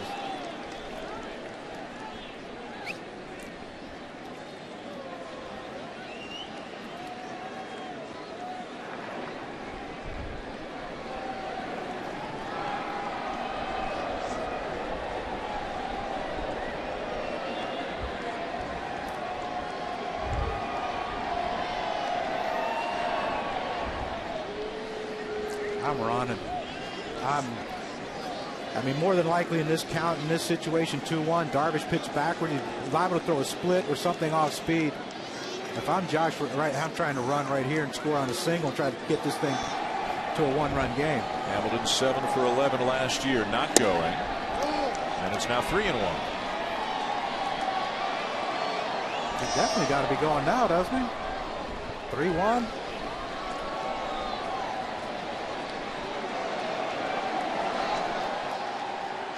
Howie Kendrick on deck should the inning continue for Mike Scioscia and the Angels.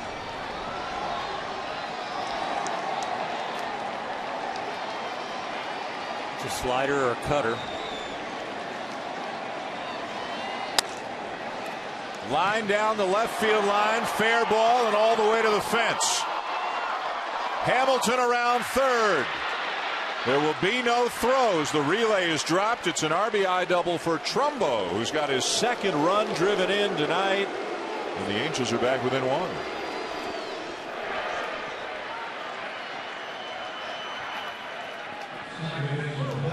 Well, Josh Hamilton, we talk about how gifted he is athletically, and this. Watch his base running right here. There is not one stutter step. There's not one stride where he doesn't hit third base absolutely perfectly. You try to hit it every time with your left leg so you can push off. He hit second and third absolutely perfectly, and that's why he scored so easily on that hard hit ball by Trumbo. Angels back within one. 2 down in the fifth. The batter is Kendrick, 0 for 2 with a couple of strikeouts. You know, Ron Washington knows as well as anybody in baseball that a struggling Josh Hamilton can go into as deep of a slump as just about anybody in baseball. But a hot Josh Hamilton is the best player in baseball. And Wash is probably thinking to himself right now, about time to get him out of town. They got him the first couple of games. He's got a couple of hits here tonight.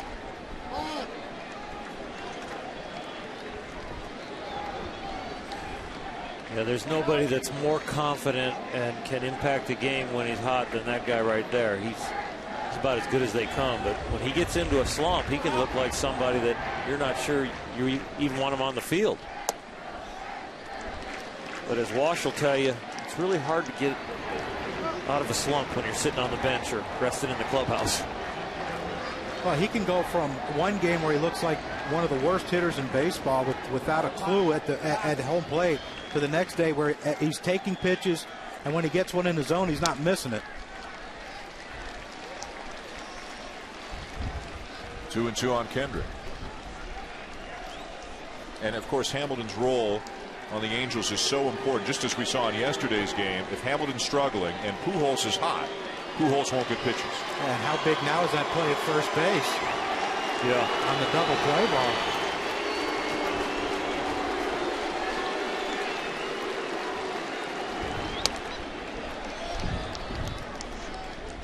Albert's safe. This game is tied right now. I'm not sure if Josh can score if Albert's with his legs the way they run. Albert would have scored for second on that one round off the wall. Yeah, that's true. Josh might have had to slow it down between second and third, but they would have both scored. Again, the 2-2. Ground ball to short. 2 in the inning. But the Angels put something together with 2 outs. Trumbo with his second RBI of the night, scoring Hamilton, and we've got a 1-run game.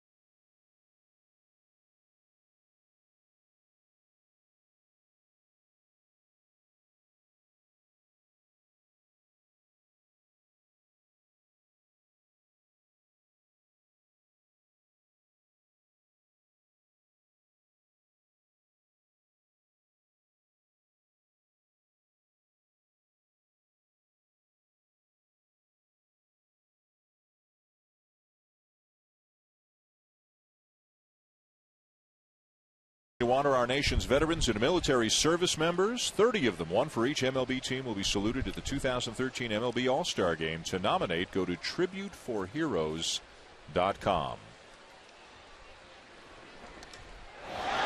First pitch swinging, Adrian Beltre. Towering fly ball to right center field. Borges will make the catch. 1 down. MLB.TV celebrating 11 years. Watch every out-of-market regular season game live on your favorite supported mobile and connected devices with MLB.TV Premium. Visit MLB.TV for details. With Oral Hershiser, John Kruk, Buster Olney, I'm Dan Schulman. Sunday Night Baseball here on ESPN2.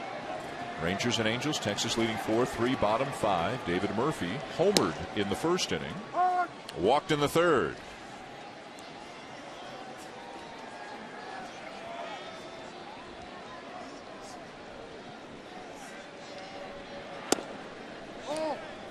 One week from tonight, we will be in the Bronx as the Yankees host the Baltimore Orioles, one of the more exciting teams from last year. Buck Showalter's team making it all the way to the postseason. And then remember beating Texas right here, beating Darvish right here in the wild card game to advance on to the Division Series as Murphy flies out for out number 2. And Chris Davis finally came back to earth after 4 of the most ridiculous days that a hitter can have. Yeah, and only went 1 for 3. What do they have? 4 homers and 16 RBIs in his first 4 games? It's not bad. Not a bad start. That's a good month for a lot of people. He did it in 4 days. Billy Butler took over in Kansas City. Yeah. 7 RBIs today. Tied a Royals record with 7 RBIs. Wow. They beat the Phillies. He can hit. And let's not forget Will Middlebrooks of the Red Sox hit 3 home runs today. Flew out to the warning track, I think, in his 4th at bat.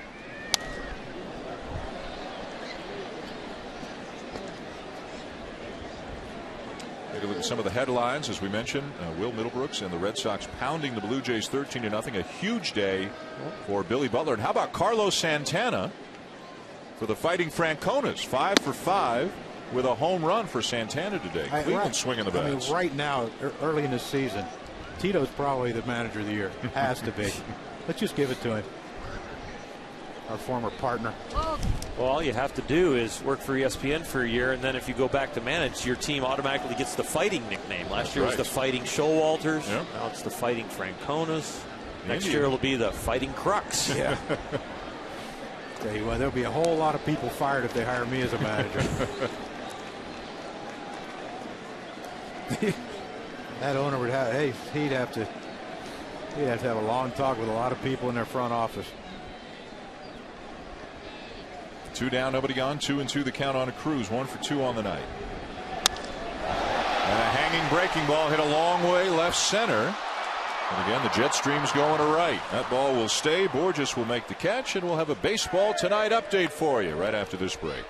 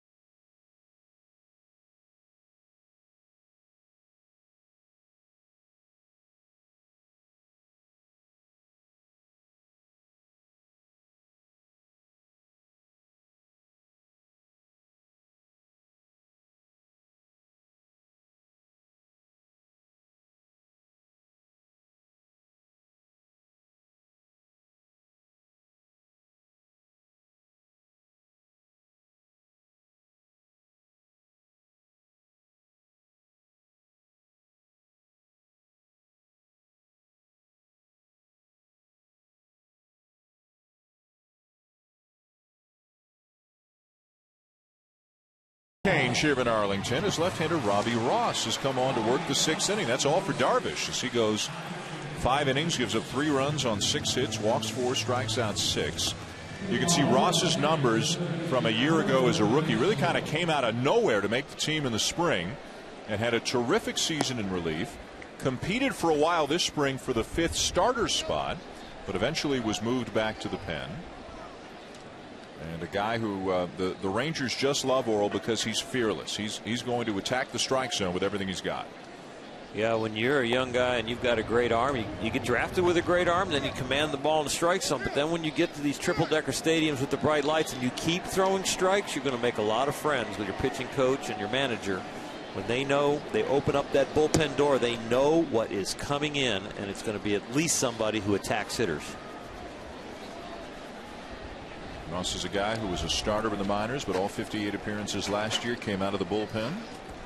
Strikeout to walk ratio better than 2-to-1. Bottom third of the order for the Angels: Callaspo, Iannetta, and Borges. With Texas leading 4-3, the hits are even at 6 apiece as we go to the 6th inning.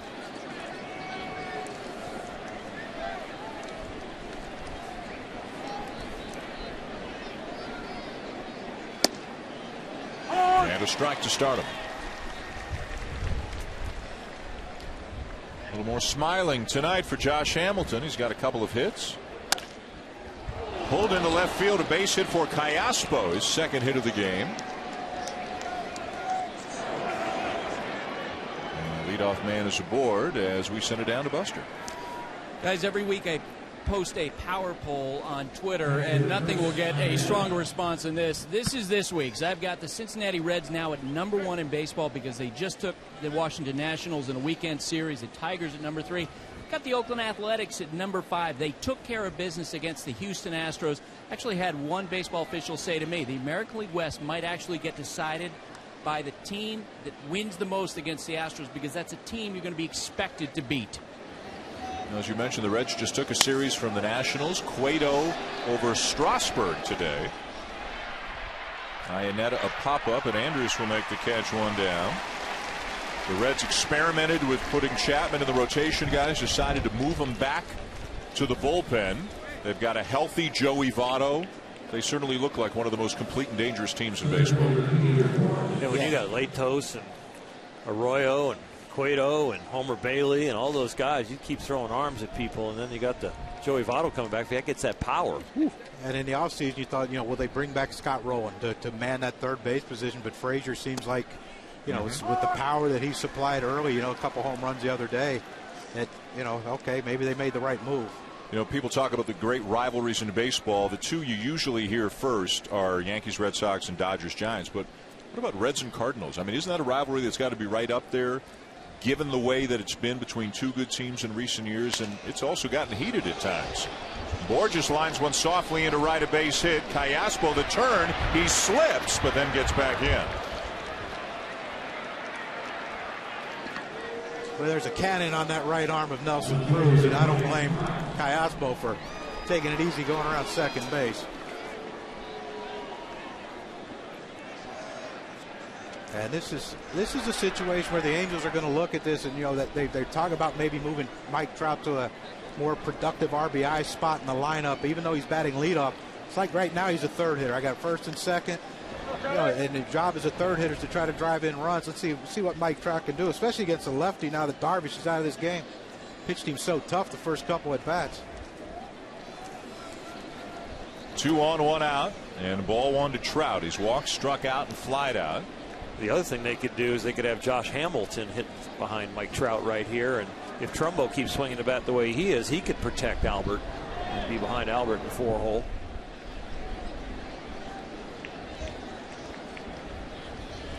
Angels just 1 for 8 tonight with runners in scoring position. And ball 2 low to Trout. I just, when you look at Mike Trout physically, if his legs, God forbid if they go somehow, he's still going to be a really good major league player because he can hit for power. He's 21 years of age. You can see led the American League in stolen bases last year, been 49, and scouts and people in baseball will tell you he gets down the line to first as fast as any right-handed batter in the game. And 2 years ago it was Borges everyone was talking about, how the fastest guy in the league. Oh, that's a great pitch right there. 2-0, and hit it in there on his hands up about waist high. That's not real comfortable with standing on the mound as a left-hander throwing to Mike Trout in the 2-0 count.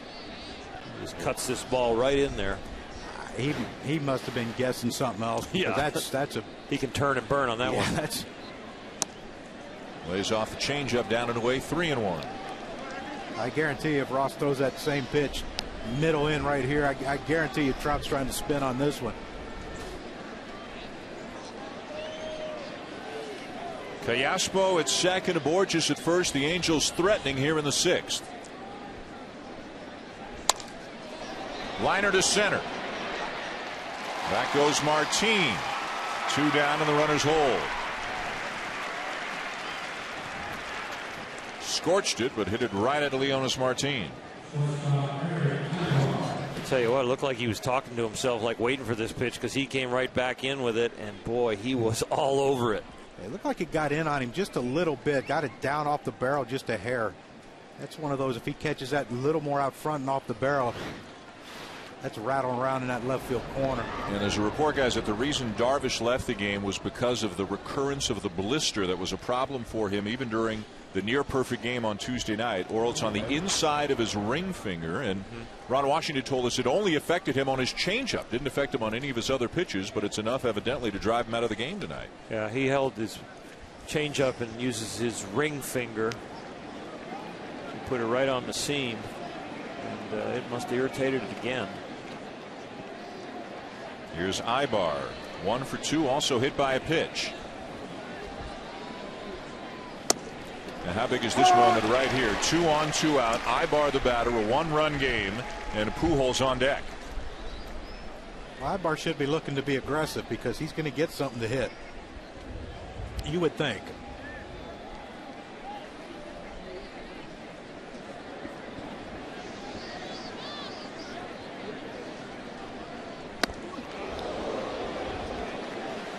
It's the one they say take one for the team. Yeah. Yeah, the problem is it's 90 miles an hour at your ribs. Love the team, but I like to breathe too. 1-1. Ross squinting in towards Soto, looking for the sign. Ibar, a .290 hitter a year ago.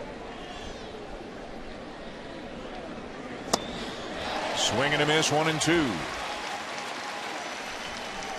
Well, the Angels have had their chances. They've left 7 on through the first 5. Hoping to get Pujols up at a key spot, maybe even Hamilton here in the 6th.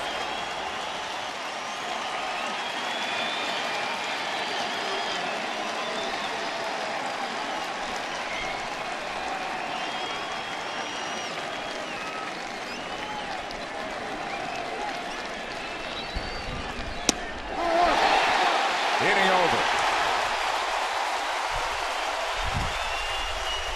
Ross gets out of it, and the Angels squander another opportunity.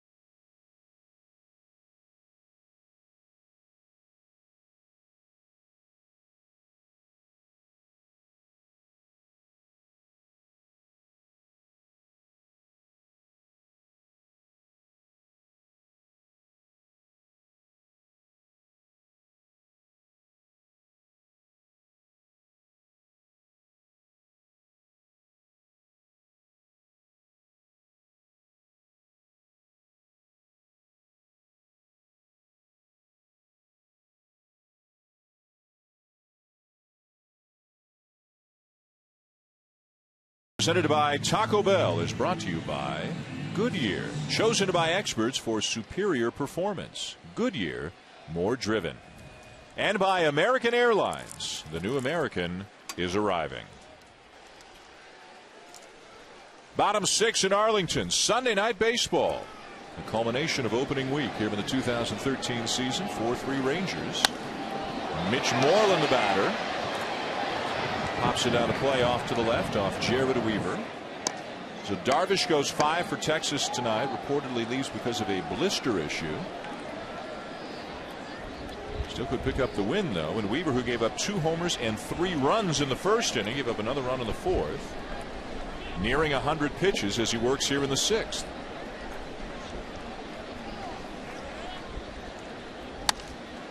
Hey, what? Give Jared Weaver a lot of credit. It's been a struggle for him, but he's out there in the 6th. He's battled through a lot of different things. He didn't have fastball command early. Then he started going with more curveballs and changeups, and then he started to find that fastball into lefties and get him off of him. And he's been a mixed bag. But you're right. He's out there. He's got a chance, giving his team a chance. Activity again in the Angel pen, and for the second time tonight, right-hander Mark Lowe is up.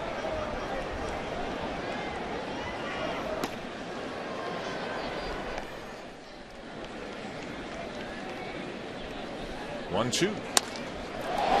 Sharply hit back up the middle into center field, and Weaver is down and hurt. Now back to his feet, was clutching his left arm. That didn't really look like the ball hit him. I don't know if when he fell he landed on it funny. That would be my guess, John. It didn't look like it hit him at all. It didn't look like it slowed up any getting to the outfielder. And he might have come out anyways, but he's definitely coming out now. See if it catches him right here. Oh, it might have grazed him. Really? Yeah, I don't think it touched him. It didn't touch him. No, he just landed awkwardly on him. Landed awkwardly on his arm. His left arm is the one that he injured. He hyperextend his left elbow.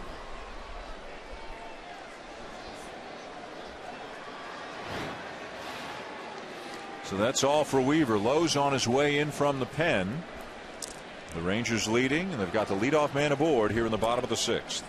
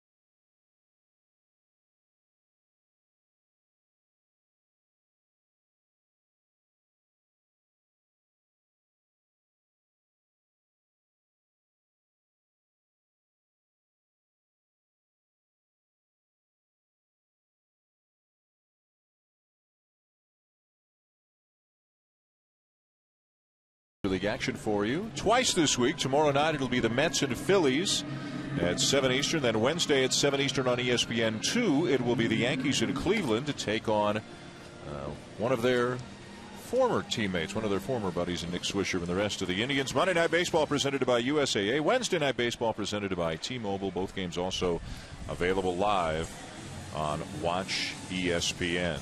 It is 4-3. The Rangers leading the Angels bottom of the sixth, and Jared Weaver is out. And former Ranger, last 3 seasons with the Rangers, right-hander Mark Lowe, who was released near the end of spring training by the Dodgers, picked up by the Angels, whose bullpen struggled last year and really struggled in the spring, and they're still trying to figure out some of the roles down there. Moreland at first.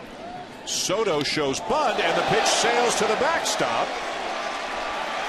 And Moreland easily into second.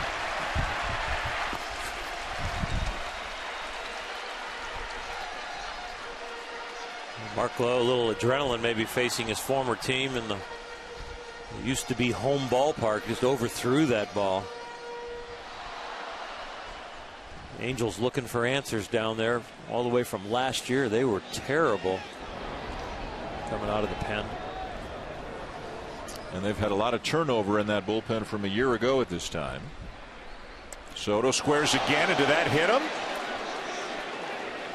Or did it hit the bat? Hit the bat, I guess.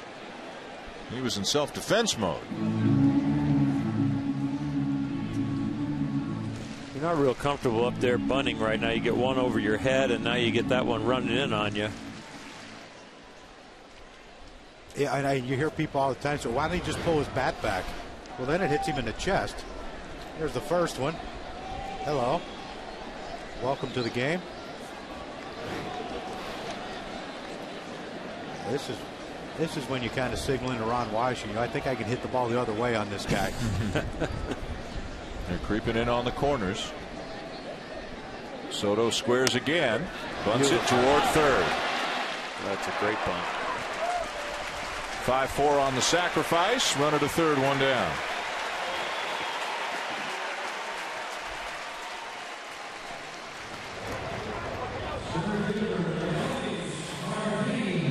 Well, you after one over his head, one almost hits him in the chest. This ball is even up, and give Soto credit. Look how he got his hands on his barrel of the bat on top of the ball. He deadens it, which means he lets the barrel of the bat push back into his hand to deaden the ball, and he bunted it hard enough that Cayaspo had to field it without giving any chance at all to get Moreland at third base. And it vibrated. He's probably telling him, that even stung. So the Angels have to bring the infield in. Runner at third, one out, already down a run here in the bottom of the sixth. And here's Leonys Martin. 0 for 2 tonight, trying to make the most of some fairly regular playing time. He and Craig Gentry both in the mix out in center field. This might be a little confidence thing to Martin. With hitting 170. You bunt a guy in Soto whose last at bat just hit a double off of Jared Weaver. You bring him in, okay, get him over to third, and the infield's coming in. This could be this little confidence boost right here for a guy who's struggling offensively right now in Martin, if he can get the job done.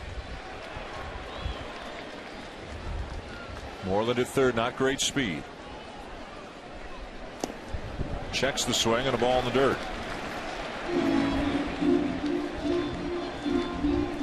Martin's struggling. He struck out on a fastball in his last at bat. Lowe goes with a first pitch breaking ball, thinking he's not going to want to get to a 2-strike count, strand that runner. He'd probably be swinging the bat early in the count. Martin did a good job holding up on that breaking ball that was low. And he tried to use his youth against him there and tried to, hopefully he was over anxious and he held off. Now he's in a pretty good spot. I tell you what, just watching Lowe throw his first few pitches, if I'm Martin, I'd give him the fastball in because he's struggling just to throw strikes. It looks like the breaking ball is the only thing that could be in. The fastball is going to be away or in the middle. Would you ever consider giving Martin the take at 2-0, considering how wild Lowe has been? Never. No? Well, if I was a manager, I would never give anyone a take 2-0. Because the last thing you want is if he, okay, I'm just going to try to figure out a way to throw one over the center of the plate. And he throws you one over the center, and you're taking. So now you're on the defensive, 2-1.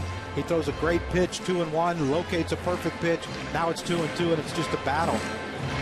Especially with the infield in 2-0, you just go to hack, and hopefully you can hit it hard enough. And if you do hit it on the ground, it can go past the drawn-in infield. If not, it goes out into the outfield for an RBI.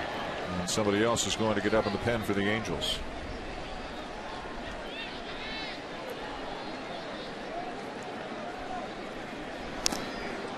Foul it off, 2-1. The best command pitch on the mound right now is a slider. It's the one that starts like it looks like it's in the strike zone and has ended up low or down the middle. The fastball's been high and away to lefties or up and into righties for balls. Right-hander Garrett Richards up in the pen. Spent last year as both a starter and a reliever with the Angels. Also some time in AAA. 3-1.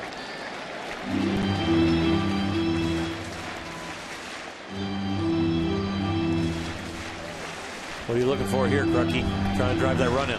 Well, like you said, his command with his fastball has been very erratic, and the only thing he has thrown for a strike is a slider, which Martin swung at. So really, he hasn't thrown anything for a strike. I still 3-1. I still look fastball. And if he throws a hard slider, I still know I can get out in front of it and hit it in the air. But I'm still looking fastball. Swings and misses at a high fastball, and the count is full.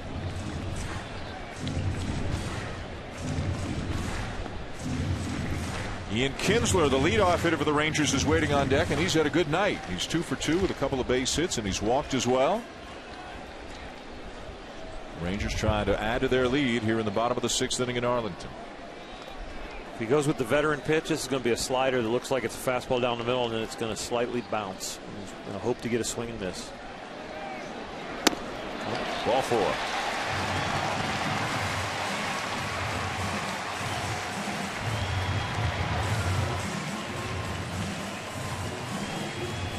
Popping out of his delivery, a little anxious with the adrenaline on the mound, almost throwing before his landing foot hits.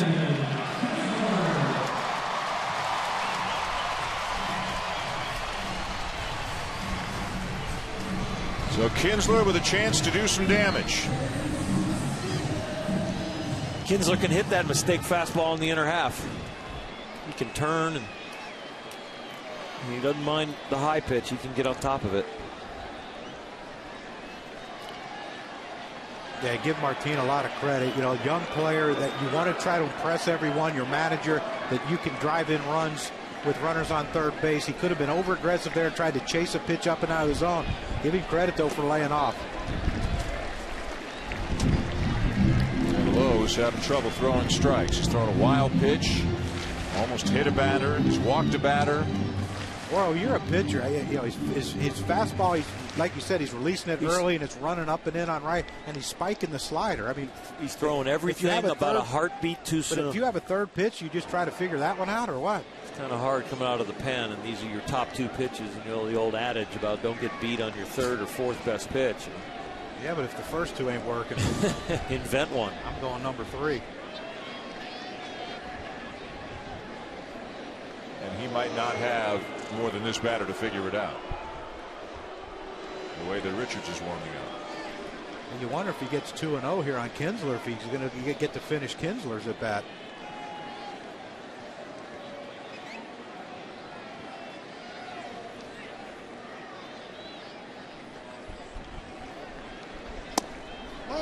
Down and in, ball 2.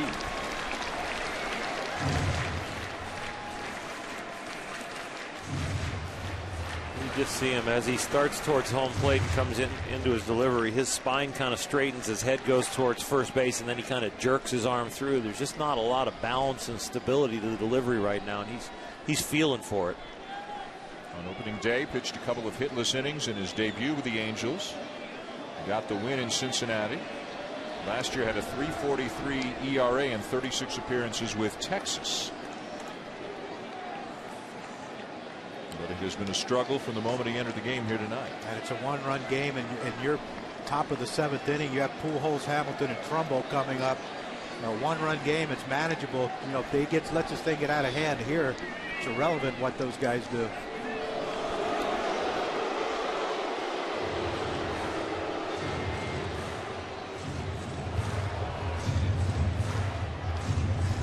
I mean, it would be difficult to put on a hit and run and send Martin. You hate to have to make someone swing off a guy that has no command.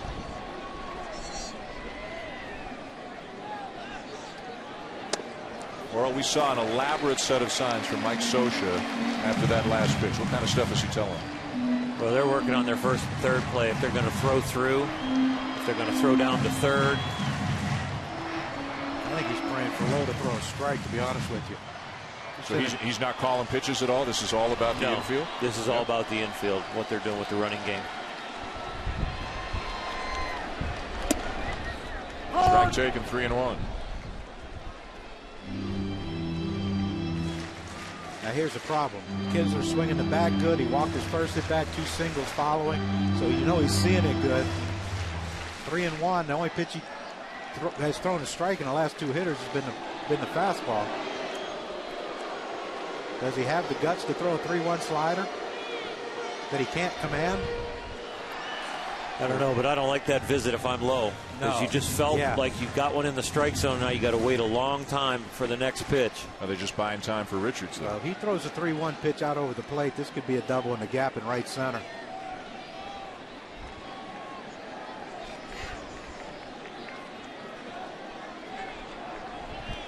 Runner from first goes, and it's lashed foul just over the Angels' third base dugout.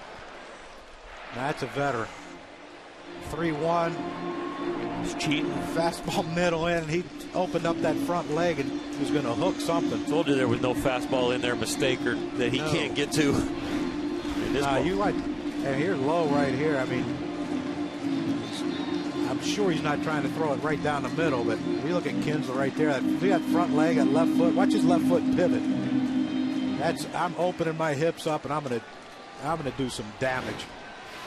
And if Martin was going 3-1, you figure he's going 3-2. Yeah, Kinsler's seen it too good. I don't think strikeout throw him out's in the equation. There he goes, and it's a fly ball, pretty well struck to right field. Carrying and gone!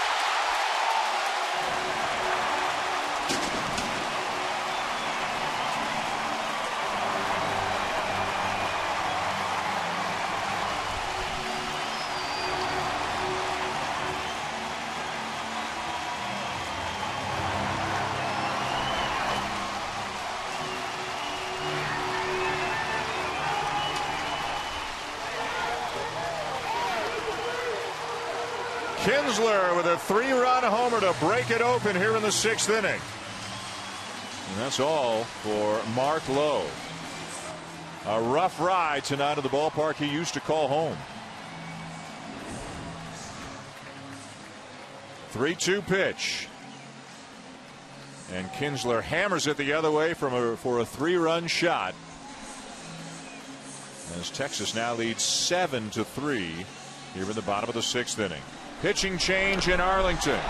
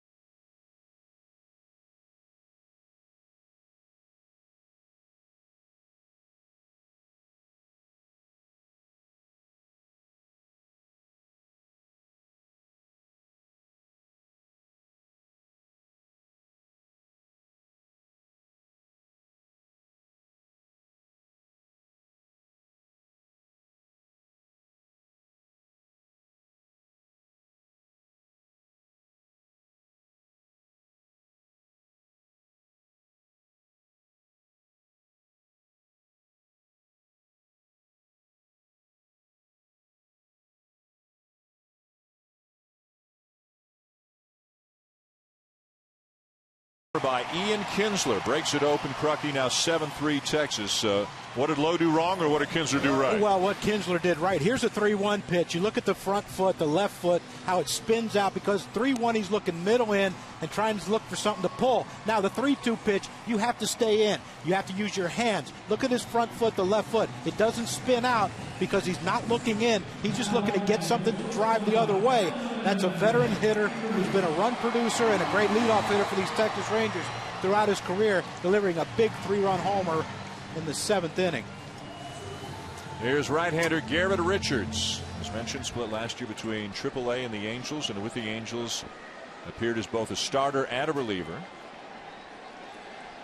6th inning. I'm getting ahead of myself. Elvis Andrus takes a strike. So the Rangers with 3 home runs tonight. Lance Berkman, David Murphy, and now Ian Kinsler.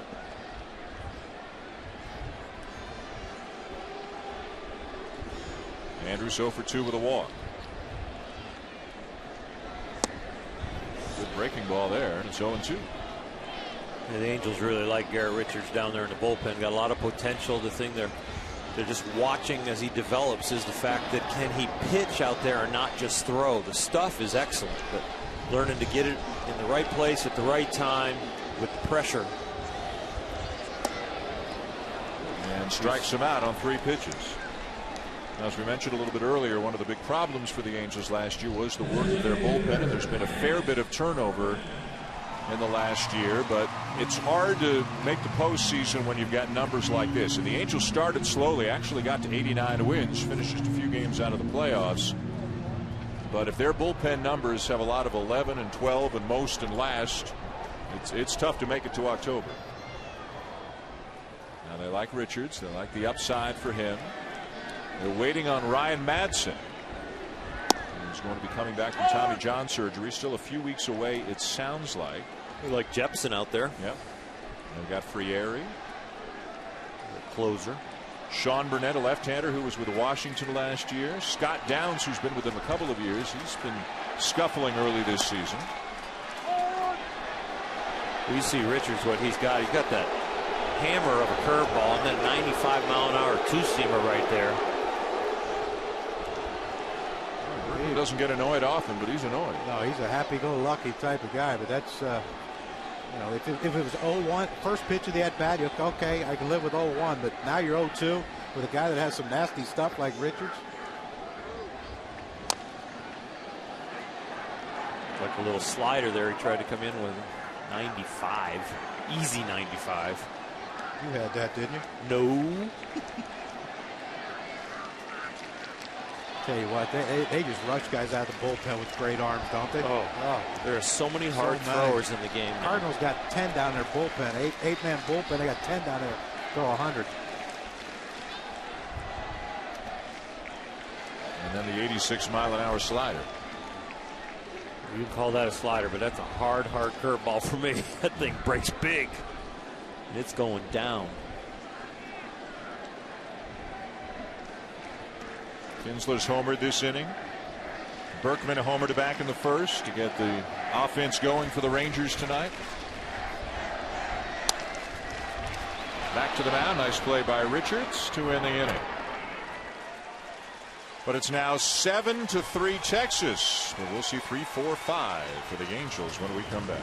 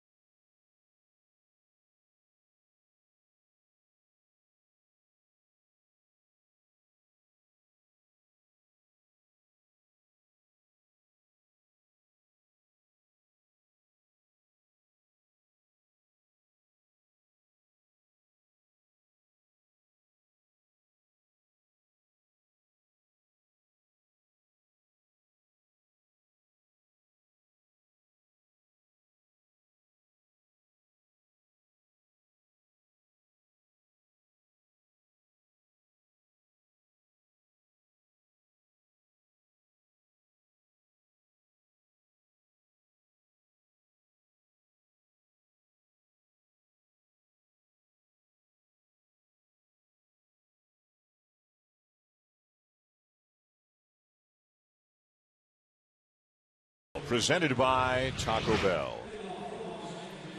Going to the 7th here in Arlington. Ian Kinsler's 3-run homer has given the Rangers a 7-3 lead. And Ron Washington goes to his bullpen for right-hander Tanner Scheppers, who pitched a perfect 8th inning in relief here Friday to pick up the win in the first game of this series. Another guy, as you guys were talking about, he can bring it. And he is climbing the ladder, moving up the pecking order in that Texas pen. Pujols, first pitch swinging. Fly ball right field, 1 down. That'll bring up Josh Hamilton.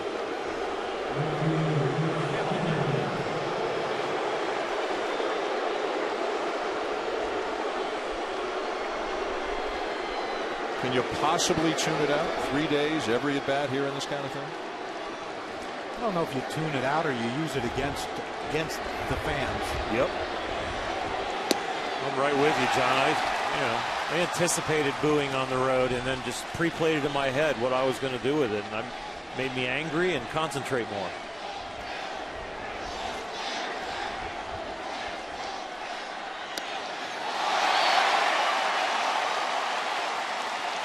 Normally when the leadoff hitter of this inning, in this case Pujols, first pitch makes an out, you usually take the pitch, but it's not in his repertoire, is it? Broken to bat, flare into left center, and on an 0-2 pitch, Hamilton's got his 3rd hit of the game.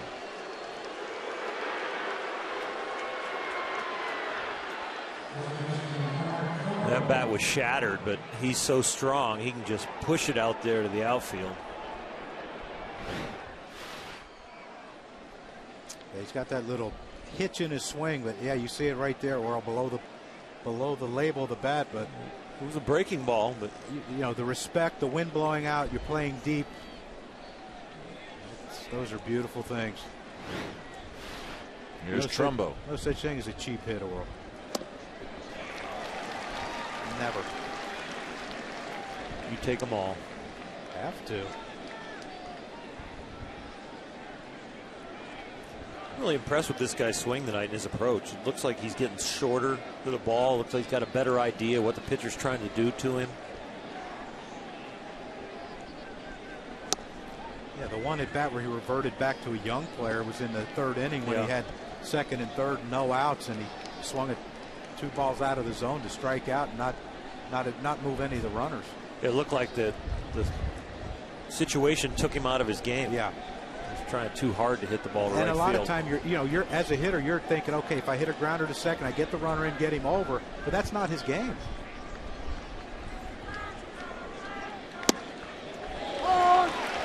One and 2. You've got to be excited if you're the Texas Rangers with this guy on the mound. That's some kind of arm there. 97 smooth. What a lever system for Mike Maddox, the pitching coach right there, sitting there. Looking to get some other injured pitchers back at some point, including Joaquin Soria, the former closer for the Royals, coming back off elbow surgery. Might have him back in the month of May. Joe Nathan is the closer, of course.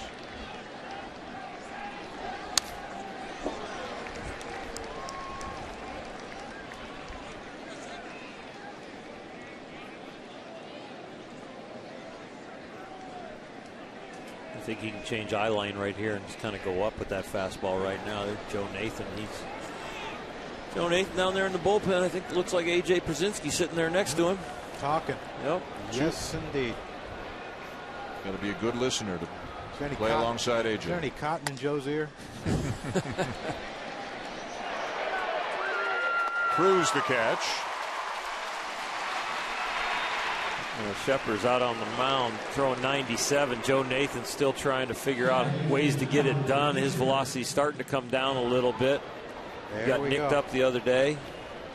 Just touching 91 or so. When he used to throw 97. Yeah, he did. And he's probably looking at Scheppers right there thinking, I remember when. And AJ's probably reminding him of that. Remember when you used to be able to do that? 2 guys who were traded for one another between Minnesota and San Francisco back in the day. Roller to short, force the runner at second. Now they're teammates, and maybe Nathan will get a chance for a save tonight. It would be number 300.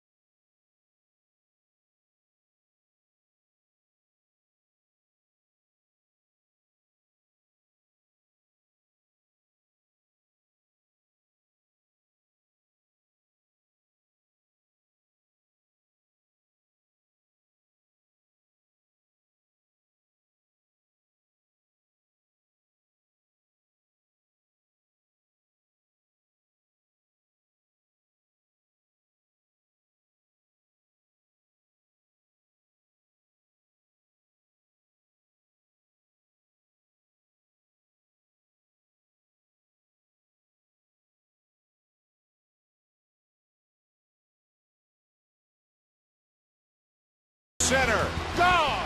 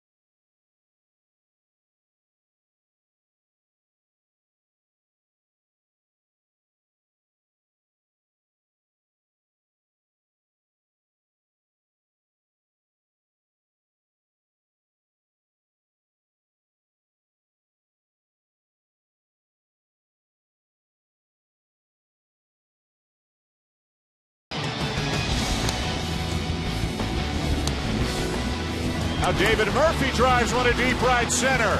Gone!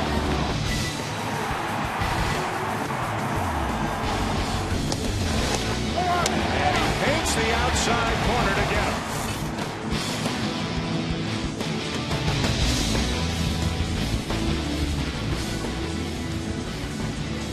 Back in Arlington, time now for the Jeep Game Track. As we go to the bottom of the seventh, the Rangers have hit 3 home runs tonight. Yu Darvish in line for the win despite leaving after 5 with a blister. Rough start for Jared Weaver, got better but still gave up 5 earned runs in 5+ innings, and then he left with an injury, a strained left elbow. X-rays negative after he landed awkwardly trying to avoid a line drive back up the middle. And back to his bullpen goes Mike Scioscia. Veteran right-hander Jerome Williams, who spent most of last year with the Angels, a little bit of time in the minors, like Richards before him. Started some, relieved some. Adrian Beltre will welcome him to the ballgame by taking a strike. First appearance of the regular season for Williams. Beltre tonight is 0 for 3. He's looking for a birthday present hit, Adrian Beltre.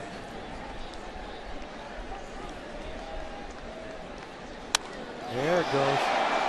Did he get enough? Nope. Knocks it down over there, the wind. 1 down. Let's go down to Buster. Guys, as part of that report the Rangers gave on Darvish, they mentioned that blisters in the same location as the area that bothered him in the last start. It just aggravated him over the course of tonight's game. And Orel, I remember the meeting this morning when you talked about when you saw his blister, how it was still raised. Yeah, when you get a blister, the organizations I was in, they would have you file it down and keep it smooth, because if it stays raised up and you try and build a callus, that's what keeps hitting the ball if it's on the seam. And the one pitch that was right there where his blister / callus was for his changeup, and it came right off the ring finger and the seam. Foul ball. For him, he grips his changeup like this, and the blisters on the ring finger right here. On the ring finger right there is where the blister is, and that's where it is. And it is large. I mean, it's about 1/4 of an inch right there. And it's raised off his skin, so every time the ball comes off that seam, it grabs that callus, and the skin around the callus ends up being weaker, and it really starts to hurt. I'll tell you what. If you smooth it with an emery board and keep it a little flatter, it doesn't catch on the ball. Now, Ron Washington told us before the game the only pitch where the blister was a problem was the changeup.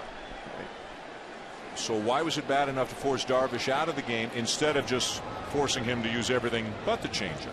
That would be a good question for Ron Washington. After the game, yes. Yeah. Well, that's a question, I'm sorry, that's a question we can't get the answer to right now. More of a rhetorical question, not directed at you. And, you know, Darvish had 85 pitches. He went 111 in his first outing, which was third highest of any opening day starter.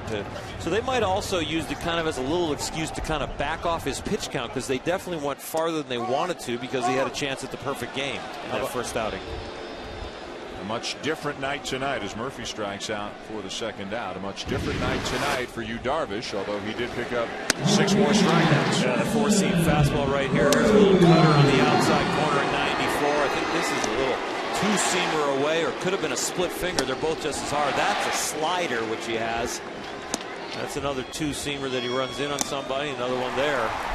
The two-seamer was a little better tonight in the perfecto attempt, where he got one batter short. The cutter was the pitch that really carried him against the Astros. Tonight the cutter was a little off. He was kind of pulling it into the left-hand batter's box.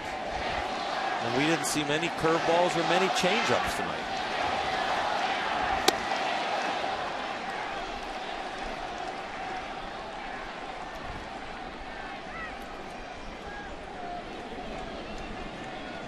Cruz 1 for 3.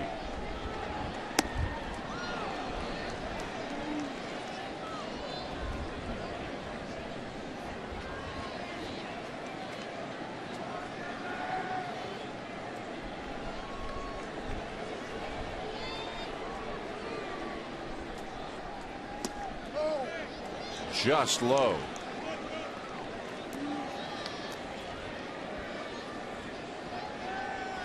Some of them still love him here. They'd be in the minority given the reaction that we've seen Hamilton get over the last 3 days. Chases a breaking ball, does Cruz. Throw down, inning over.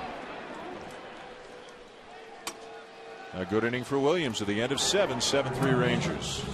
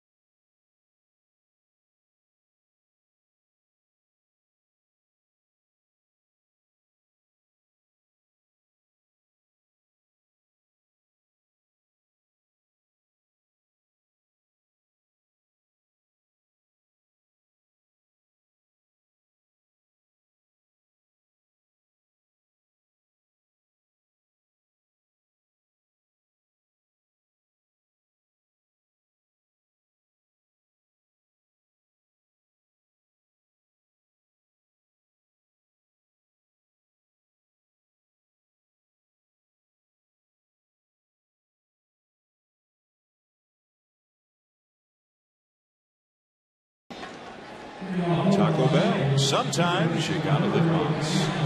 And in part by the makers of One A Day Men's, the official multivitamin of MLB, specially formulated for men. One of the big swings of the night, a 3-run opposite field home run by Texas second baseman Ian Kinsler.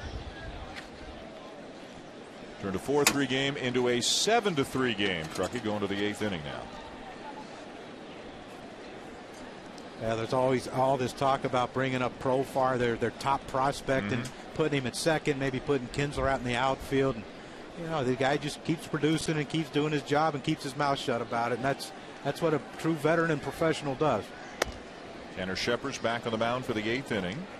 Bottom third of the order for the Angels: Callaspo, Iannetta, and Borges. Kind of amazing a veteran producer like Kinsler has to answer questions about a guy who's not even here. Yeah. Well, that's. No, Michael Young went through it here, right? Yeah, that's the game now, and they with the money that the veteran players get, and okay, now that he might be past his prime, we need to bring in younger, more less expensive players. And he, it's typical of him, the way Michael Young was. Let's just go about our job and do what we have to do, and whatever decision they make, they make. Pretty good middle infield combo with Kinsler and Andrews. Both of them signed long term. Look at the movement on that pitch.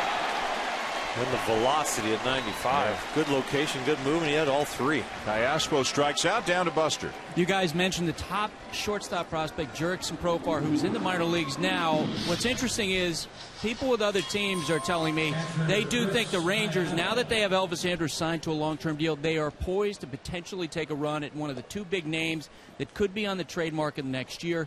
Either David Price of the Rays, who's expected to be dealt before next season starts, or maybe Giancarlo Stanton. And I've been told Profar is the type of prospect that definitely gets you into that conversation. He's not viewed as a superstar prospect like a Trout or a Bryce Harper, but someone who's going to be a really good player for a long time. He has mostly played shortstop, says he is also comfortable at second, but both of those positions obviously occupied by the Rangers right now. Kinsler reportedly resisted the idea of moving to first or left or something like that to make room for Profar. Giancarlo Stanton playing this yard 81 games. Wow. That is a man. 96 miles an hour and right by Iannetta, 2 down. Well, the night of Ian Kinsler, you can tell right off the start that he was seeing the ball really well. But it's the pitches. It's the pitches that he did hit. There's a fastball up and away. He pulls for the single. Then another breaking ball. He pulls for a single and an RBI.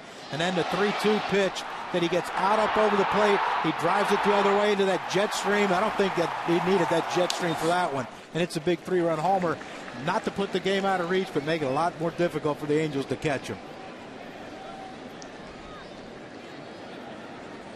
So 3 for 3 with a walk. And a 7-3 lead for the Rangers, 2 down in the 8th inning. How about the job that Tanner Scheppers is doing out of the pen for the 2nd inning in a row? Well, that doesn't feel real good. Following 96 miles an hour off your toe. Might slow you up a hair. I think you look at what Scheppers has done, what Garrett Richards did, and what Jerome Williams did. They got ahead in the count. And once you get in the head in the count, you make the offensive players more defensive swinging, and you get a lot more quicker outs. 2 down, 2 strikes.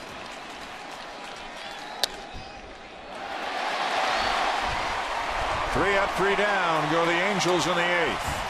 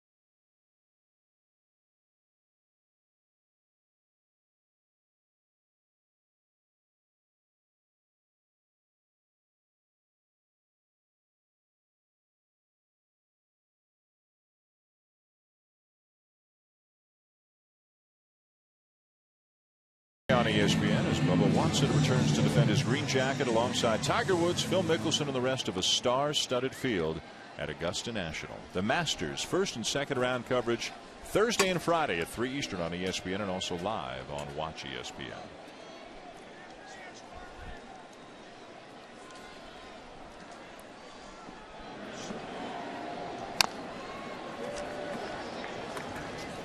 Bottom of the 8th inning, and Mitch Moreland will lead it off for the Rangers. Dan Schulman, John Kruk, Oral Hershiser, Buster Olney. Sunday Night Baseball on ESPN2. Yu Darvish went 5 innings tonight, left with a blister. In line for the win. As Moreland lifts one high in the air to shallow right center. Hamilton the catch. And Yu Darvish, you can see, Oral, you talked to him yesterday. You can see, he's sitting there talking to Elvis Andrus, that he's got pretty good command of the language, and you felt you could have some pretty good baseball conversations with him yesterday. Yeah, as long as we stayed on baseball, he was real good. I think he's showing his blister right there to the guys. But yeah, and he's a nice kid. You know, he laughs in all the right places. He gets it too. It seemed really like. Does. Soto lines one and caught by Borges out in left center. Quickly 2 down. You got to tell the story about his team in Japan. Yeah, his team in Japan. I asked him if growing up, did he ever want to, get so good in Japan that he would come over here and play MLB? He said no, never even thought about it, never really wanted to. But then he, 5 All-Star games later and 2 ERA titles and 3 strikeout titles over there. He said, maybe I should get. But his teammates were the ones that encouraged him to leave because they said, you're making too much money. This league's too easy for you. And if you leave, they're going to get a big bonus to be able to negotiate with you. I think it was $59 million that the Rangers paid to the Japanese team. And he said, we'll all make more money. And I said, did they send you thank you notes? And they said, no. So we love you, but we'd love to get a raise. We'd love for you to leave. But we want to get paid. And he was laughing about it. The yen speaks.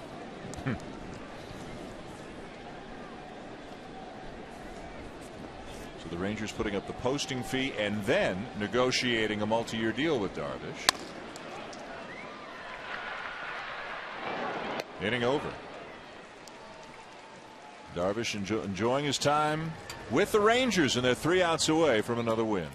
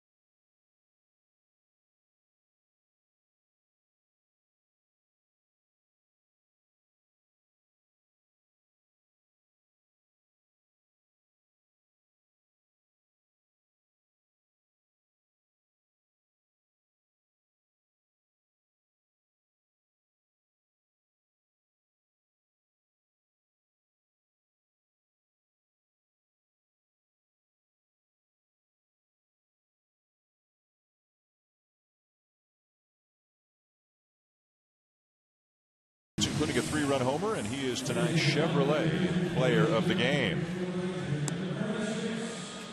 We go to the 9th inning here at Arlington, and the Rangers lead the Angels 7-3, trying to take 2 out of 3 in the series. A non-save situation for Joe Nathan, so he won't be going for save number 300 here tonight, but getting a little work in with a 4-run lead.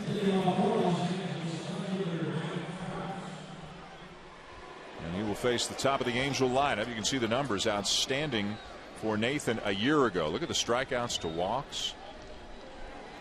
He has successfully converted, guys, 92% of his save opportunities in his career.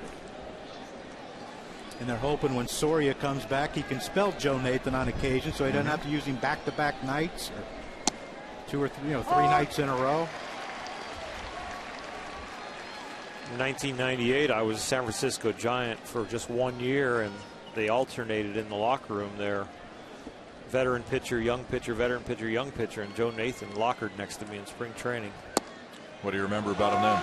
Very inquisitive, wanted to know everything. At the time, they were trying to make him a starter, and he got put in a trade, and they made him a closer, and it's been a great career. Top of the order for the Angels, Mike Trout 0 for 3 with a walk tonight.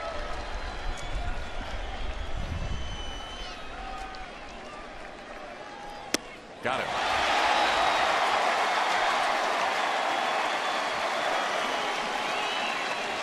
Not quite the velocity he used to have, but still has the location and smarts to know how to pitch.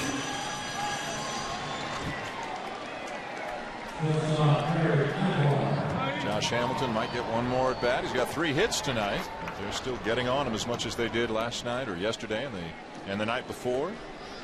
Ibar 1 for 3, also hit by a pitch.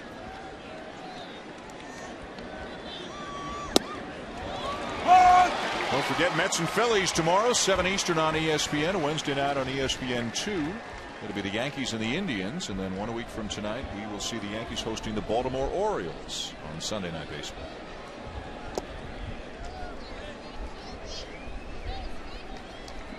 A win tonight for the Rangers would make it 2 out of 3 in this series. Would get Texas off to a 4-2 start. Would drop the Angels to 2-4.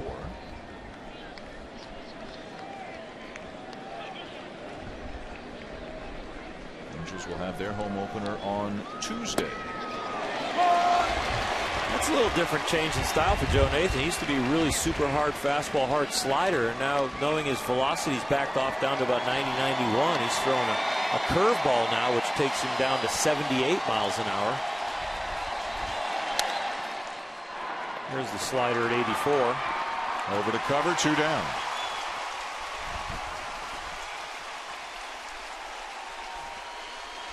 $42,034 here in Arlington tonight. Enjoying this one.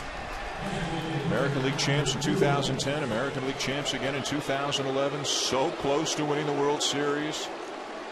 Lost in the wild card game last year, and the Rangers trying to get off to a good start and take that ultimate step. 1 week in, they're looking at a 4-2 start. Albert Pujols will try to extend the evening. Pujols 0 for 2 with a couple of walks.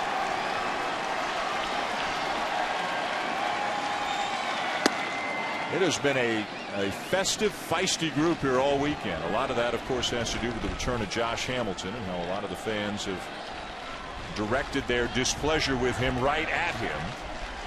But it has been a revved up crowd. And I also think it's because, people forget about the Oakland A's and they think that this is the 2-team race in the AL West, but they better keep an eye on them boys from Oakland. Yeah, they won it last year. I think I would have liked to play on that you'd team. fit right in there. They seem they seem a little different than the rest. Looper in the left, a base hit for Pujols. And perhaps this is the way it's supposed to be. Hamilton to the plate again. Little peek over in the Rangers bullpen or dugout before he stepped into the box.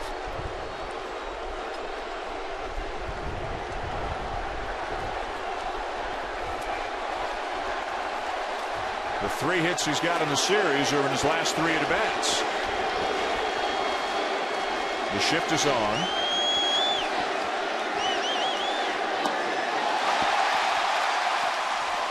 Tell you what, he takes the donut off the bat and he starts swinging. I believe he's taken 1 pitch tonight. It must have been a bad one.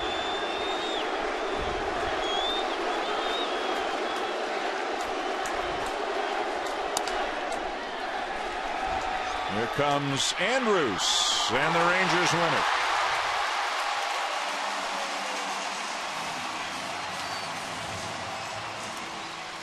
The Texas Rangers defeat the Los Angeles Angels 7-3 tonight and take 2 out of 3 in this series. Ian Kinsler with 3 hits, including a 3-run homer. Lance Berkman homered as well. So did David Murphy as the Rangers defeat Everett Weaver and the Angels 7-3. Major League Baseball continues on ESPN tomorrow at 7 Eastern with the Mets taking on the Phillies. Coming up next here on ESPN2, the SummitRacing.com NHRA Nationals. This has been a presentation of ESPN, the worldwide leader in sports. For Oral Hershiser, John